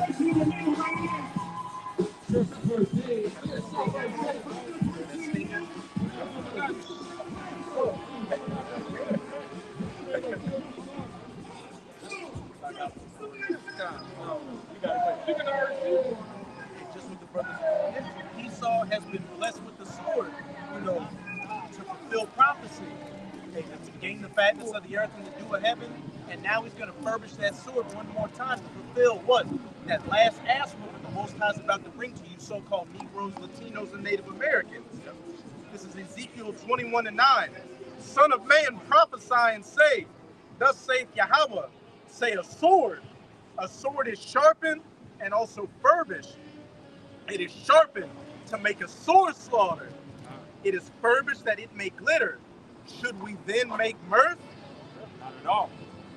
Not at all, man. Like I said, the brother is furbished. That sword is ready to go. All right? And what it said about the slaughter again? What kind of slaughter? A sword slaughter. A sword slaughter. All right? And again, that's his purpose. Okay? And what I was going into earlier, like I said, the Lord is letting him build this tab. You got to think about how much you have to hate somebody to allow them to knowingly build a tab and watch them do it just to come back and just completely destroy it.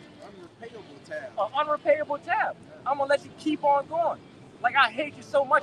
Yeah, so you can be justified. So you can be justified. God, just God. God, brother. You got some more? God. Should we then make mirth? It contemneth the rod of my son as every tree. He that hath given it to be furbished. It's like, and he hath given it to be furbished. Psalm 17. 13, 17, and 13. That it may be handled. This sword is sharpened, and it is furbished to give it into the hand of the slayer. Yeah, the so-called white man's a slayer, man. He furbished them weapons for that they may kill, man. Anybody that's in the weaponry, even from the ancient times, when I go out with my sword, I'm gonna make sure my sword is. I'm always having it sharp. On the grind, you know, I'm grinding my shit, making sure it's always sharp and has the ability to kill. It's not dull. Whetstone. Yeah, hitting it with that whetstone. Same thing for the bullet, for the swords today. You niggas don't even grease your gun. You motherfuckers don't know how to break the gun down, man. He breaking that bitch down to the screw, to the smallest fucking screw, man. Blindfolded. Basically, Yeah. he's a field cleaner. Yeah, he's field cleaning it, making sure that the riz, the trigger group, the piston, everything is working at top tip, man. That's the most basic. Yeah. You can still go more in depth of cleaning your weapon even more. Then the 7-year-old girl can break it down, blindfold fast in seconds. Break it down, put it back together. Like you see this shit, man. Yeah, and I know you and hit the niggas. range. Pick it up. I know you niggas, man. You niggas. I got a partner. I broke down this gun. That nigga thought I broke his shit. Man, bitch, what the fuck? You heard me? I said, no, bro, I just broke the gun down. Damn, man, I thought you broke my shit. You didn't took the rack off. You took the spring, the barrel, all the insides out of that bitch, man. Niggas think you're breaking that shit. You know? Jake don't know shit, man. That's a first, dog. I ain't never heard that. Yeah, that's funny. That boy left me with his gun. Broke that bitch down. Even most of the shit inside the slide. When you pull the thing out, there's springs and pins in that bitch, man. All right, but you gotta take out and clean. You niggas don't do none of that, man. I'm with this devil, this 6-year-old, 3-year-old devil. They doing that shit, racking BMG 50 cals, man. Little boy, shooting that shit. Edomites, the daughters and the son and the wife. The whole family. If the dog can do it, they'll teach the dog. They'll teach the dog too. You know? The dog wearing the vest with the extra ammunition on it. Yes. If the dog can do it, they'll teach it. And these devils making sure that them swords are top tip. Furbished that it may glitter. And when they go, it's gonna leave a stain, man. It's gonna hurt some shit. Down to the bullets. Down to the fucking to the bullets. Them niggas gonna make sure they got the high grade shit, man. You Jakes, you don't care. Most of you niggas buy some of you niggas don't even need guns, man. Cause you gonna buy the cheapest shit. You just fucking cheap. You gonna go to the store and get tall ammo and put steel ammo in that Glock 9. You wonder why that bitch jamming, man. If Walmart sell clips, you'll buy that bitch, man. The aftermarket the aftermarket 30 round clip. Yeah, from Amazon. The extended mags. Yeah. You bought a Jeff Bezos clip, man. Put in that bitch. How you trust a nigga that got one eye for a clip? You know? And you niggas go out here and commit these crimes and wonder why. Every time you see a nigga on the video, he doing this. He's jamming every time. When you watch the Edomites from Combine, the Edomites and them doing some of this shit, them niggas be He'd be in the trance, brother. Like that one from that store, from Buffalo, New York. Go watch that video.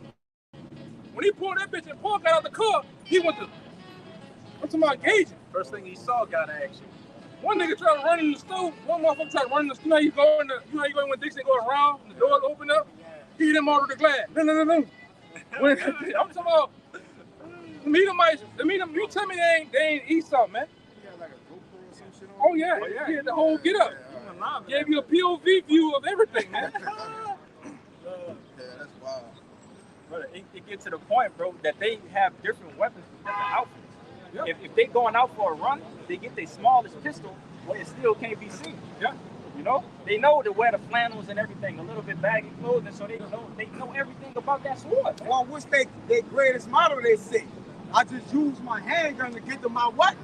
To that rifle, man. Yes. That's it.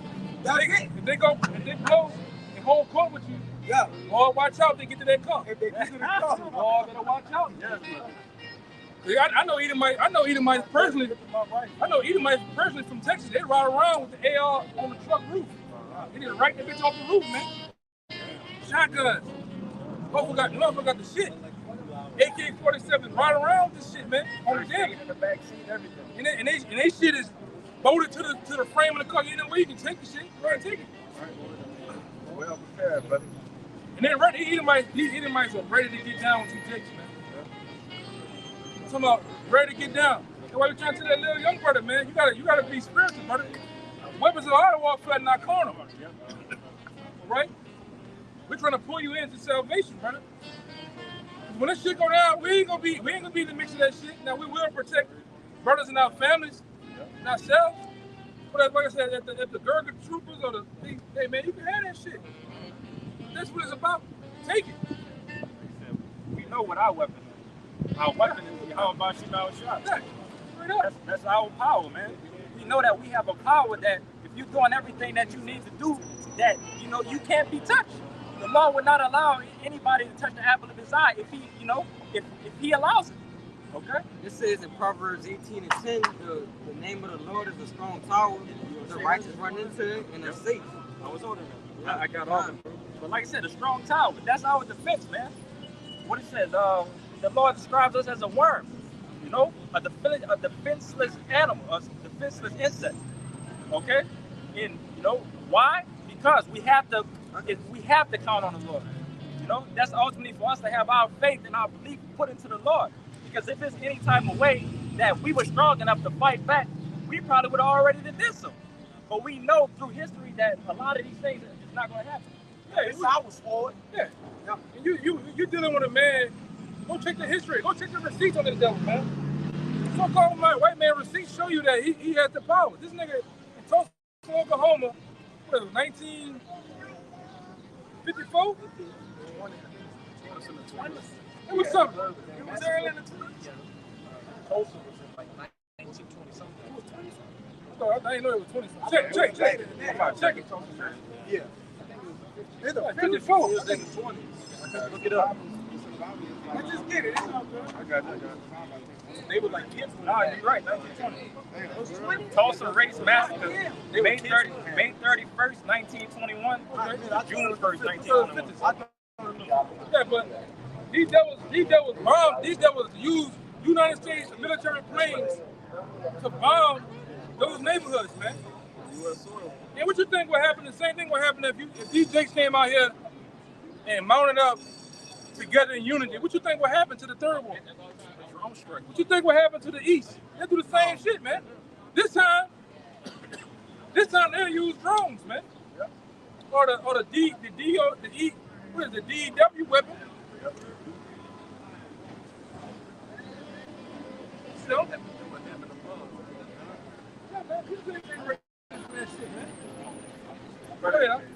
once you seen that, bro, that they literally got a pocket, a drone that big that could go straight to your dome and blow up. Come on, bro. And that's just stuff that they're showing us, bro. Y'all seen the CIA weapon?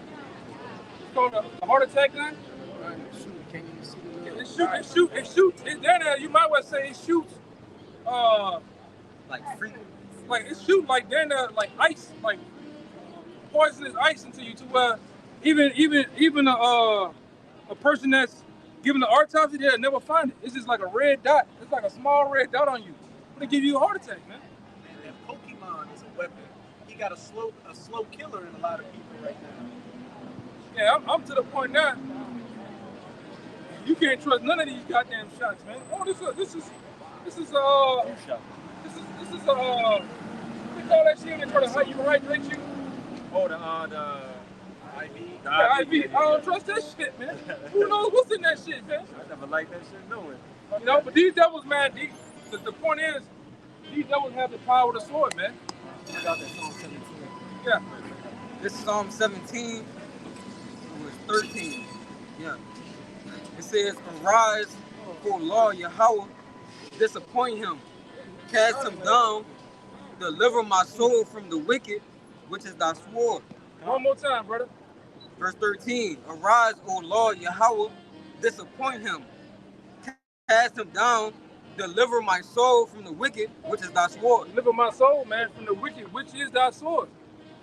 So if you got Yahweh Shem Shai, all right, the so-called white man is the whooping stick of the Lord, man. Whooping our ass with, man.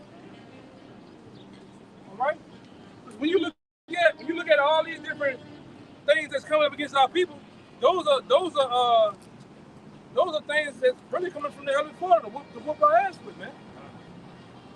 And really, at this point, to the 2/3, the Lord's trying to deliver the righteous, man. It's a new type of hype, man. It's just something that went off. Told y'all, bro, yesterday I seen Shadrach, Meshach, and Abednego. Fucking that hot, man. It's hot. Like weighted. Yeah. In the shade, brother. This that heat. I told y'all when the hell of Yashimama and Ariella came out, man. This shit. That brother. Yeah, this shit here, man. He out. Shit, brother. My whole body feel wet. Yeah, I'm serious. Yeah, everything feel wet, man. Throws, everything, man. Like you got weights on. Yes. This is ridiculous, man. And a wetsuit under your clothes. Read that again. Probably get you understand.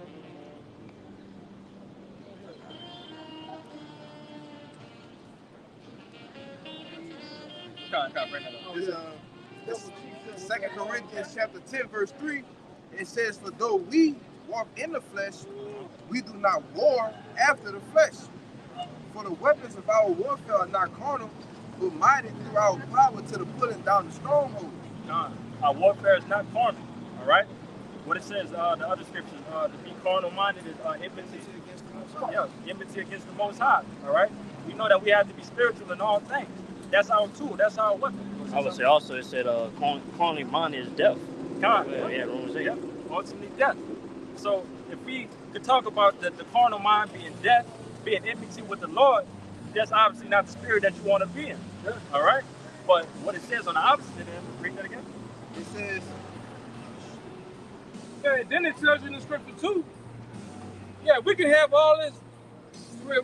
Let's tell you first and foremost, I have to start off with this. Be ye angry, but sin not. So we can be mad at the so-called white man. We can have all this emotion and anger we want. But it also says, wait ye upon the Lord. To arise ye up to the prey. You can't just go out here and take it to the streets of yourself. You're gonna die within 30 minutes of dropping your ass out there, man. Because you can't even get past the average everyday Edomite, everyday cop, let alone SWAT team.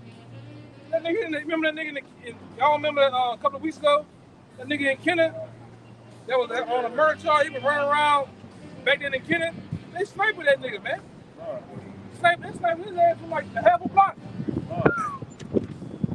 He was done. You know, he was done. First shot, man.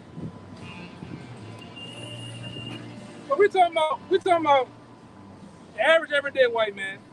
We talking about law enforcement of all branches. Hey, man, this ain't Grand Old Photo, Jake. When them 5 stars blinking, Lord have mercy. At the military come, you through. If you in that house, if you up in there, she done fucked me up. She done fucked me up. But if you in that building right there, them devils will blow you out of that building, man. So we're talking about, yeah, they sitting in a drone, a robot in there. Or they'll just hit that bitch with something, man. Then we talking about the military, drones. We're talking about B-2 bombers and shit. You got jets that go way up. You can't even see that shit dropping something. Then we talking about nukes. If you such a bad motherfucker, they drop a nuke on his ass, man. So they can send one trained mercenary, just nigga could kill you with his hands. A real John Wick. And they had them people out here. They had those type of, hey, even from my man, Body by O, he up there. They asked him a question, hey man, is that real? Do they really have people like John Wick and like the dude Hitman? Like, yeah, they got those people out here. He said, I know some of them. Right, and that organization, when you watch on John Wick, they got all the hit guys come to the hotel. They really got set up like that, man. Syndicates of people like that, man, all around the world. You niggas are this, man. On the total, you really this, man. That's small, you know.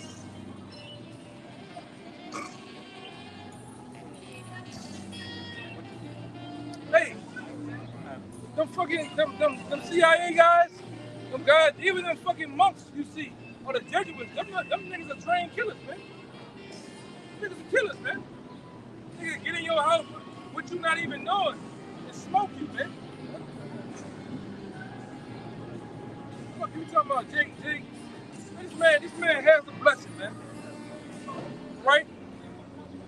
So-called white man ain't Jaffet. Jaffet ain't it. Jaffet. All Jaffet won't do now is sit in Hawaii some goddamn well with a coconut margarita. It serves up, buddy. You know? They ain't trying to do none of that shit, man. This devil, that's the devil, bro. Look at those Russians. Those Russians still have that ancient Edomite spirit, man. Look at that shit, man. I don't know if y'all remember. Y'all remember I put that video in there? Y'all remember I put that video in there? It said Russian troops playing with Ukrainian barns like trophies. Yeah.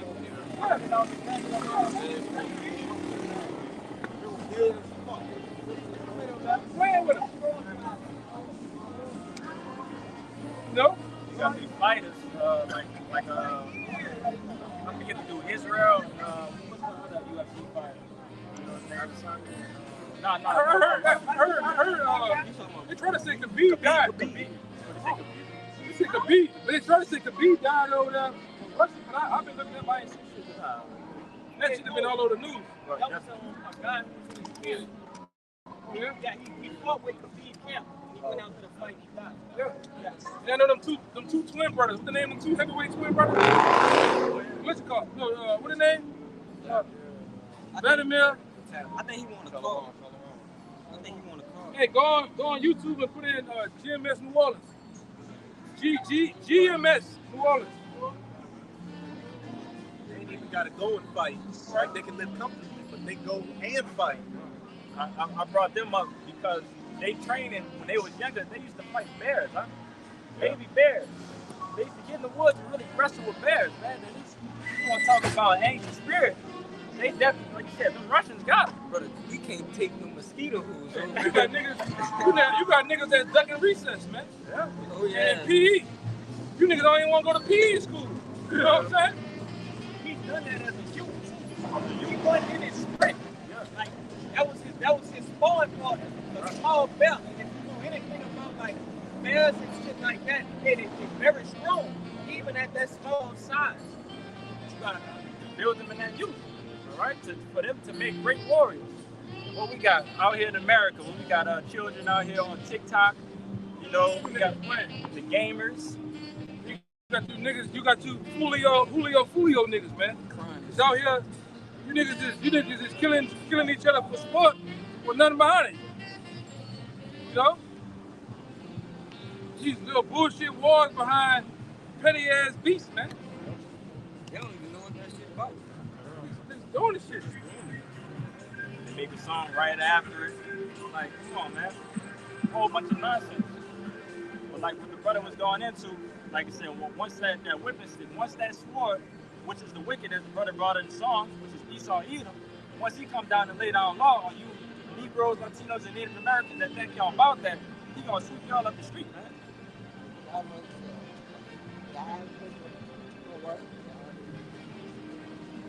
You had something, right? One more in that back in that Ezekiel 21, 12. Cry and howl, son of man, for it shall be upon my people. It should be on who? Cry and howl, son of man, for it shall be upon my people. It shall be upon all the princes of Israel. Terrors by reason of the sword shall be upon my people. Smite therefore upon thy thigh. It's necessary, man. It's necessary that sword needs to go on our people, the 2/3 of our people. Okay? Like the brother brought up earlier, also, like I said, that sword is not meant for that 1/3 and that 1/4. All right? We're the ones that's trying to get everything together to the best of our ability. We know that we can't fight it. We know where our power lays. We know, again, to agree and just keep on moving on until the Lord comes back. Like I said, the goal is to make it home. The goal is to make it home and come back the next day to keep this going until the Lord blow the whistle. In Proverbs 16:4, he said, the Lord created the day of evil for the wicked. This for them. You know, face value is for them. I got it. You got it? Go ahead. This is Proverbs 16:4. It says, the Lord Yahweh had made all things for himself, yeah, even the wicked for the day of evil. Even the wicked for the day of evil. All right? Like I said, Jake think they out here getting away with things. You know, they think the Lord is not real. They don't think any of these things gonna come to pass. Vice versa, same thing with these Edomites. They think that they're gonna reign forever. But like I said, it's a special day that the Lord has set apart for the wicked. You Edomites out there that are high and proud, you know, they think you're getting away. Your own people finna come down on you too, man. All right? Your own people finna come down here and totally crush your ass, man. You know, you Texas white boys, you upstate Louisiana white boys that try to call yourself hiding in them woods and Denham Springs and shit. Your own people about to come and straight get you too. All right? We in them times, man. What Yahushua tell Pontius Pilate? If this was my kingdom, my servants would fight. Like, because you brought that out. You just sparked the video that we did a while back. You brought up that scripture with Yahushua and when Peter came out there with the sword and pretty much was like, man, you know who I am? Like, if it was up to me, I could have the Lord send legions of angels out here to destroy everything. All right? We know, again, that's the power that Jake is doubt. Jake don't believe in. All right? Same shit, like him. Come on with the same shit. Come on, who that Bible, the white man? Like, nigga, shut up. Shut up. Shut the hell up. Sick of hearing you niggas. Yeah, sick of you niggas, man. They say the same shit. It's the same broken record. If it's not the Bible, is there something wrong? When they ask you what kind of Bible that is, King James, they automatically trying to find fault that they can't even find. Right. You should at least be able to prove it, bro. At least be able to prove it. Yes, Jake, would he believe in? Yeah. Bullshit. King James was a faggot. Okay, then how many years after the man dead did those claims come out? Jake don't know. Who came up with the claims that he was that way? They don't know. What century did King James even live in? Yeah, then they gonna come up with the book the book of demonology, which all he was doing is explaining the spiritual realm, how the demons and the angels coexist in the spiritual realm and give worship to the Most High. But then they don't never stop. It's like a black woman. It's like an angry black woman. Where you been? Well, I was by your daddy house. Well, you ain't called me. It's gonna be non-stop. When you find a solution, it's gonna be another reason why. It's gonna be something else, man. That's how they come up here. You're definitely right on that. That what kind of Bible?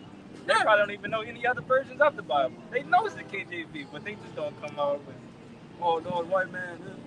We seen that other handicapped nigga last week, man. Chicken wing? Yeah, pillow feet. Oh, pillow feet. Right? Oh, yeah. I remember. Pillow feet.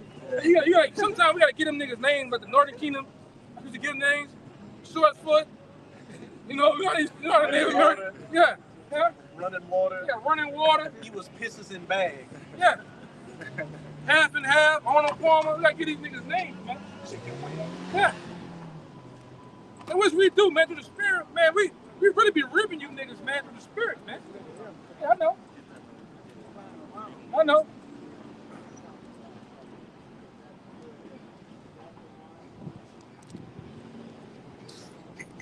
Nigga look old and young at the same time, man. He got an eraser head. He got a number 2 pencil. He got burgundy and white J's on with white and red shirts. Yeah. That shit trash, bro. Nigga institutionalized, man. So you got that little hammer, you know that silver hammer with the fat face and the ball on the ball. Headed ass, man. Go ahead, brother. This is Nahum. Hate you niggas, man. Nahum 1 and 2. It says the Most High is jealous, and the Lord Yahweh revenging. Yahweh revenging and is furious. The Lord Yahweh will take vengeance on his adversaries, and he reserved wrath for his enemies. Read that last part again. Adversary.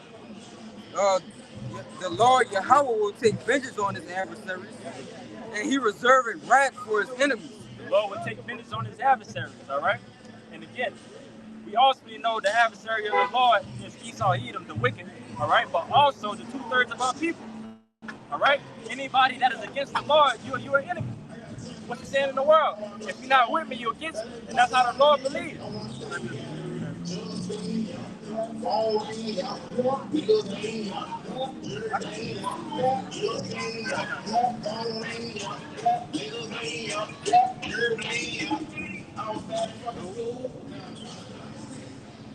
Man, ain't no way I'm gonna pay money to be on the package. On the bus with no package.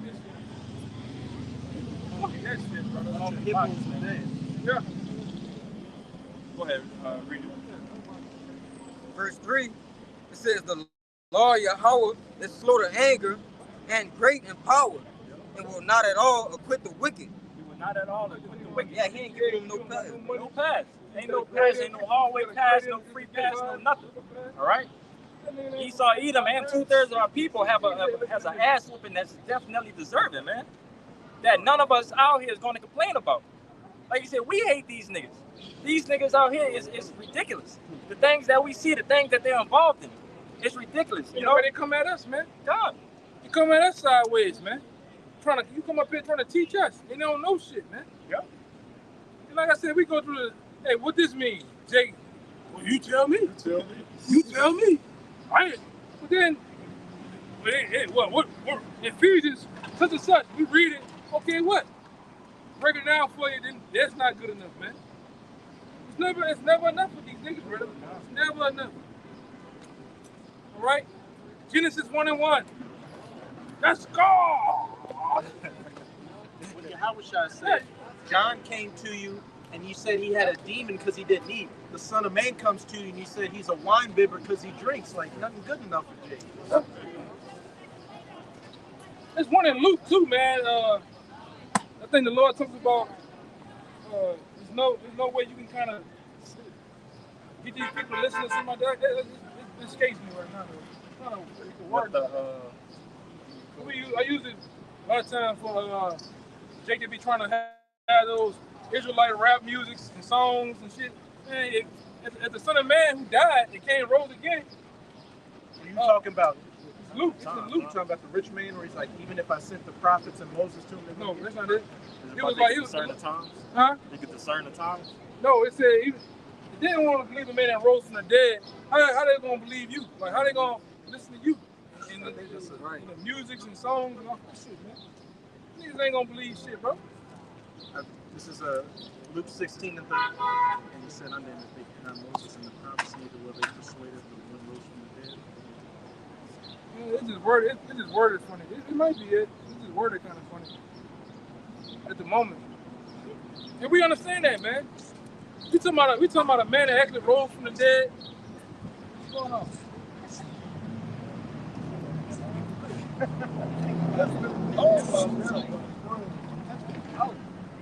It's ridiculous, man. I hate these niggas down here, bro. Go ahead. I'm on one. Yeah, go ahead, bro. This shit just don't stop. This is Luke chapter 10, verse 13. Woe unto thee, Chorazin, woe unto thee, Bethsaida, for if the mighty works have been done in Tyre and Zidon, which have been done in you, they had a great while ago repented, sitting in sackcloth and ashes. So if the Lord had done miracles among the heathen, they would have taken heed. All right, here it is, the Lord did all these miracles for our people, and they still have nothing but questions. They have nothing but scoffing. The man, he turned water to wine. Jake still, that's not enough. It says, verse 16, he that heareth you heareth me, and he that despiseth you despiseth me, and he that despiseth me despiseth him that sent me. Ultimately, like I say, you ultimately despise the Lord. You know, we out here putting out the word of Yahweh Shem Yahushua. So if you're not respecting anything that is coming out of our mouth, you ultimately don't respect Yahweh Shah. You don't respect Yahweh. All right? Blatant disrespect. Blatant disrespect, man. And again, if you was to disrespect the Lord, man, I mean, death be up to you. Okay? That's what the bulk of our people do. They disrespect the Lord. Yep. When they don't want to adhere to what we're telling them, they coming up with different excuses, different things that they believe in. Well, you ultimately disrespecting the Lord. That's what the brother just read. Yeah, you're not hurting our feelings. Yeah. You know, we can care less. We know that if you come up here scoffing and so on and so forth, we know what's the end for you. We know that you, hey, like the brother say, congratulations. You marked yourself. Played yourself. What'd you say? Yeah, you played yourself. You played yourself. Congratulations, you played yourself. What you got, brother? This is Isaiah 1 and 2. It says, hear, O heavens, and give ear, O earth. For the Lord Yahweh had spoken, in which we know the Lord speaks through the men, through his prophets. The mouthpiece. We are the mouthpiece. It says, so I was saying we are the mouthpiece. yeah, we're the mouthpiece of the Lord, right. It says, I have nourished and brought up children, and they have rebelled against me. Yeah, so they don't take what it says, we have piped, and they have not danced. Yep. So they rebel against the word of the Lord. Even though we come out here and we tell them, it says they're going away backwards. Read that part again where it said, nourished. Yeah, it says, I have nourished and brought up children, and they have rebelled against me. Come on, man. The Lord has nourished and brought up children, you know? He brought us up. Okay? This is the will of the doings of Yahweh Shem Yahushua. All right? The Lord that did all this for us, and what you gonna do? You gonna smack his hand away? All right? If that was to happen to anybody, you know, even in the flesh out here, if you was to build a house and you was to do all this and give this to somebody, and they slap your hand away, you know, my name Bayan, but they gonna say, hey, nah, John, you're not even gonna call my name. You're not gonna thank me for the things that I did you. All right, well, I'm about to whack you, get y'all out of here, and start with somebody who do respect you, who's trying out here, you know, through the conditions that we're in right now. All right? Come on, you got it. It's the book of Amos, chapter 9, verse 10. It says, all the sinners of my people shall die by the sword, Yep. which say that evil shall not overtake us, nor prevent us. All right, and that's exactly what the Lord is getting ready to do. All right, 2/3. All right, you ones that's not adhering. All right, the ones that's despising the word of the Lord. Hey man, you about to get put to death, man.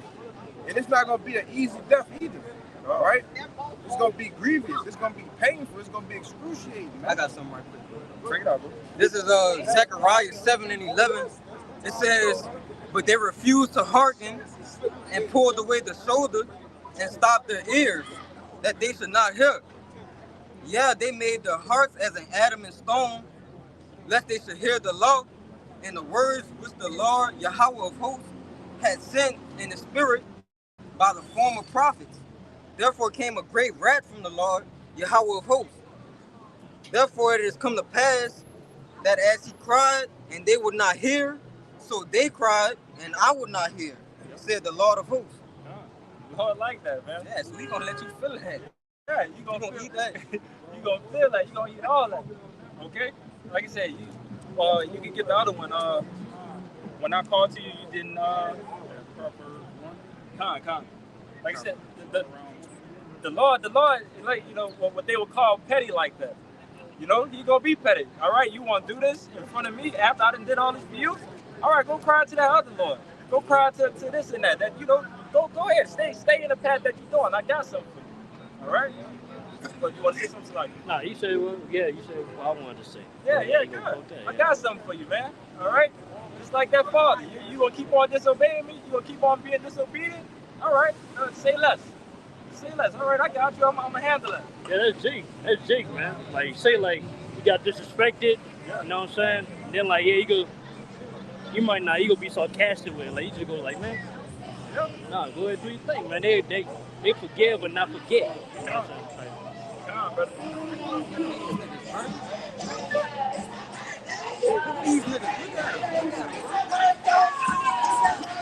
Like that. Like you said, the Lord throws signs. It's crazy how he do everything on time like that, bro. All right, we got sodomites out here. Oh, brother, I gotta get this, brother, because I was just right there, bro. Please let me get this right quick. Go ahead. This is Isaiah 1:9. It says, "Except the Lord Yahweh of hosts had left unto us a very small remnant, we should have been in Sodom, and we should have been like unto Gomorrah."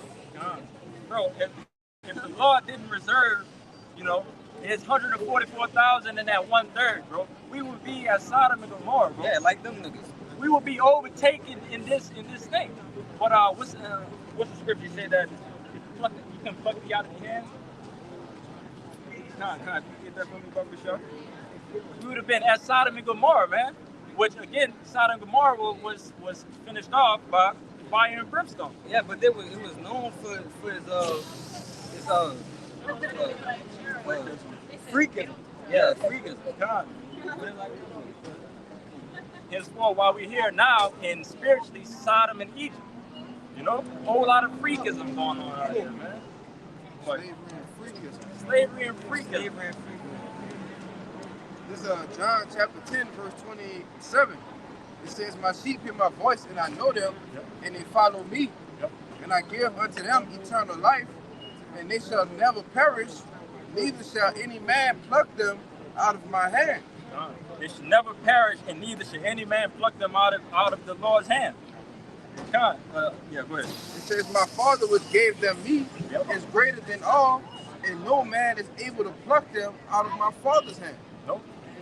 If ultimately, like I said, if Yahweh gave that will down to Yahweh Shai for him to have his hopeful elect, you can't take it. You can't take it from the Lord. That was a gift given from above Yahweh Shai. All right? So, again, you can't be overtaken out of this thing if you're of that will, if you're of the purpose of Yahweh Shai.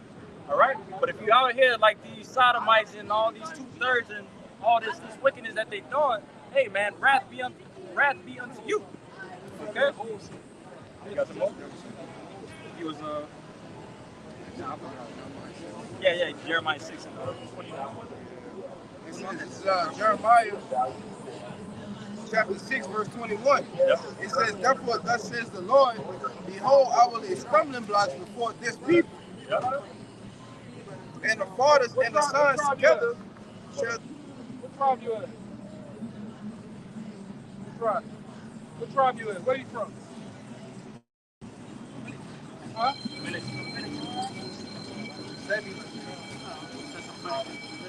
No, Simeon. What did he say? Dominican. Simeon. Oh, I thought you said Central America. Yes. Yeah, he's Simeon. Simeon nut. Israelite, brother. Yeah, man. Brothers. Hey. We brothers. I know. That is Israelite. You are Israelite. See, the first one was bad. The Second World War was very bad. You say this one, no more.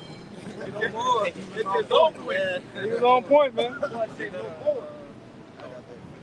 In Jeremiah 6:21, it says, therefore, thus said the Lord, behold, I will lay stumbling blocks before this people, and the fathers and the sons together shall fall upon them. Yep. The neighbor and his friend shall perish. They shall what? They shall perish. They shall perish. The Lord got stumbling blocks out here, man. You know, for our people to not understand, for them to get that righteous judgment. All right? This that main stumbling block. God, that main stumbling block. That kumbaya spirit, that Jesus,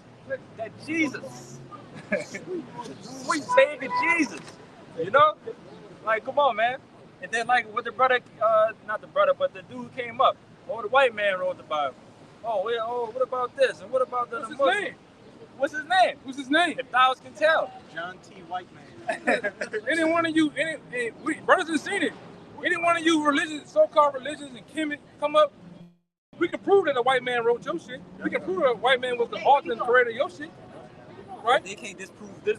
Yeah, but you can't disprove this. Oh, I don't have it right now, man. Go ahead, man.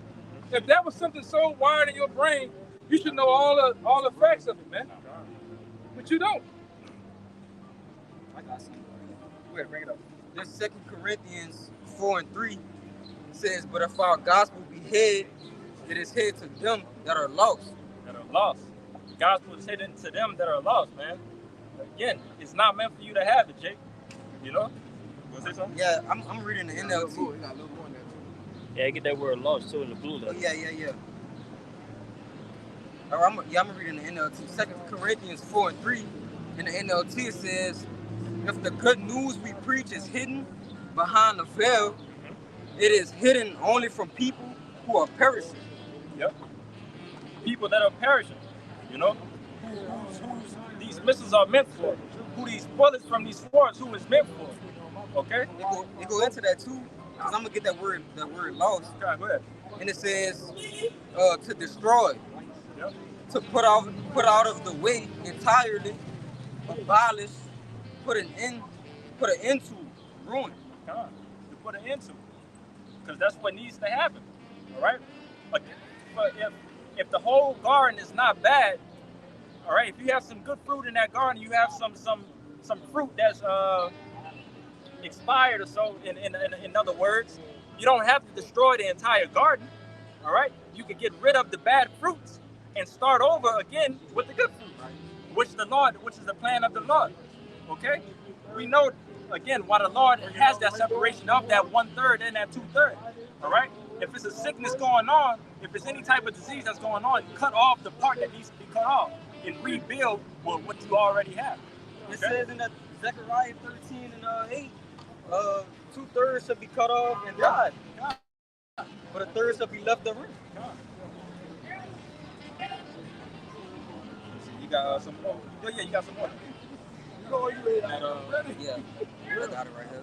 This 2 Corinthians 4, in verse 4, it says, in whom the Most High of this world hath blinded the minds of them which believe not, lest the light of the glorious gospel of Hamashiach, who is the image of the Most High, should shine unto them. Right. Shine unto them, okay? Read that again, in the NLT. This is in the NLT, verse 4. It says, Satan, who is the God of this world, has blinded the minds of those who don't believe. They are unable to see the glorious light of the good news. They don't understand this message about the glory of Hamashiach. Beautiful. Like I said, that gospel, man, the good news. That's what we out here preaching, man. The good news to our people. But what you brought out earlier, like I said, we out here playing these instruments, and they're not dancing. They're not dancing to this music. Piping and they're not dancing. They're not dancing. But we out here to tell you that this is good news, man. This is good news. Our Lord is returning. All right? Captivity is almost over. We on the brinks of World War III, and this place is about to be destroyed. This is good news. All right? But 2/3 of our people, damn, man, I can't play Warzone no more. I can't go mess with these females no more. I can't go down on Bourbon, Canal Street, so on and so forth. I can't do all these wicked. Nah, we telling you that, man, the Lord is coming back to destroy this. And our kingdom is about to start. And everything's going to be ruled in righteousness. Okay? Go ahead. Right, because the reason why they're not dancing, or the reason that they're not singing a song, is because they're not a part of this that righteous number. They're not a part of the innumerable multitude, and like the apostle said, you're not a part of the elect, man. And Lord willing, you know, the brothers that you see up here at this altar, that's pushing this word in all truth and sincerity, that's singing this song, be a part of that number, man. All right. Now this is Revelation chapter 14, verse 3. It says, and they sung it as it was a new song before the throne and before the four beasts and elders, and no man could learn that song with the 144,000 which were redeemed from the earth. You see? So that's why, you know, these other Israelites can't get it, because they ain't a part of the elect, man. All right? They want this, as you always say, they want this society to continue so they can prosper. All right? But go ahead and say it. Basically, you want to say it again? Say they want this society to continue so they can prosper. Like you always say, this what you want, you're going to get burned up with it. You prepared to lose it or prepared to get burned up with it? That's right. Yeah. That's right. Brother. You got the ball? Get that Matthew 13 and 9. You read 13. This time got to wait fast, brother. Good. Matthew. That said 146. That bitch, God. Oh, yeah. Good. We're going to end it on a Matthew. This is Matthew 13 and 9. It says, who had ears to hear, let him hear. And the disciples came and said unto him, why speakest thou unto them in parables? He answered and said unto them, because it is given unto you to know the mysteries of the kingdom of heaven, but to them it is not given. For whosoever had, to him shall be given, and he shall have more abundance. But whosoever had not, from him shall be taken away even that he had. Therefore speak I to them in parables, because they see not, and hearing they hear not, neither do they understand. And they'll never understand. All right? The Lord is on purposely throwing these parables out to our people for them not to understand. But what it started off at the beginning, that he that had ears, let him hear. All right? We all have ears. We can hear. But are you hearing that the 100% truth that's coming from the scriptures being broken down by the camps, the brothers, the students of GMS, that's giving you that 100% doctrine of what the Lord is saying? All right? Are you actually hearing that? All right? Do you believe in the good news? All right? Do you believe that the C-hip, do you believe that the MOTB is the C-hip? All right? All of these things that's going to play a part in your salvation. Do you believe in these things? And it's again, our people, they're not going to get it. 2/3 of our people is not going to get it. And hell with them. All right? But any other closing statements? I'm about to close out. Hey, so we pray that this live camp was edifying. Trying to get out of here. We're going to give infinite honors and prayers to Yahweh Ba'ashem, Yahushua Ba'ashem, Kakudash. Double honors to the apostles and elders of GMS, taught us this truth. Peace and salutations to the hopeful elect, you Akim and you Aquad that believe. And above, Above, above, above, above, above, above, above, above, above. Kwame Yasharala. Kwame Yasharala. Shalom.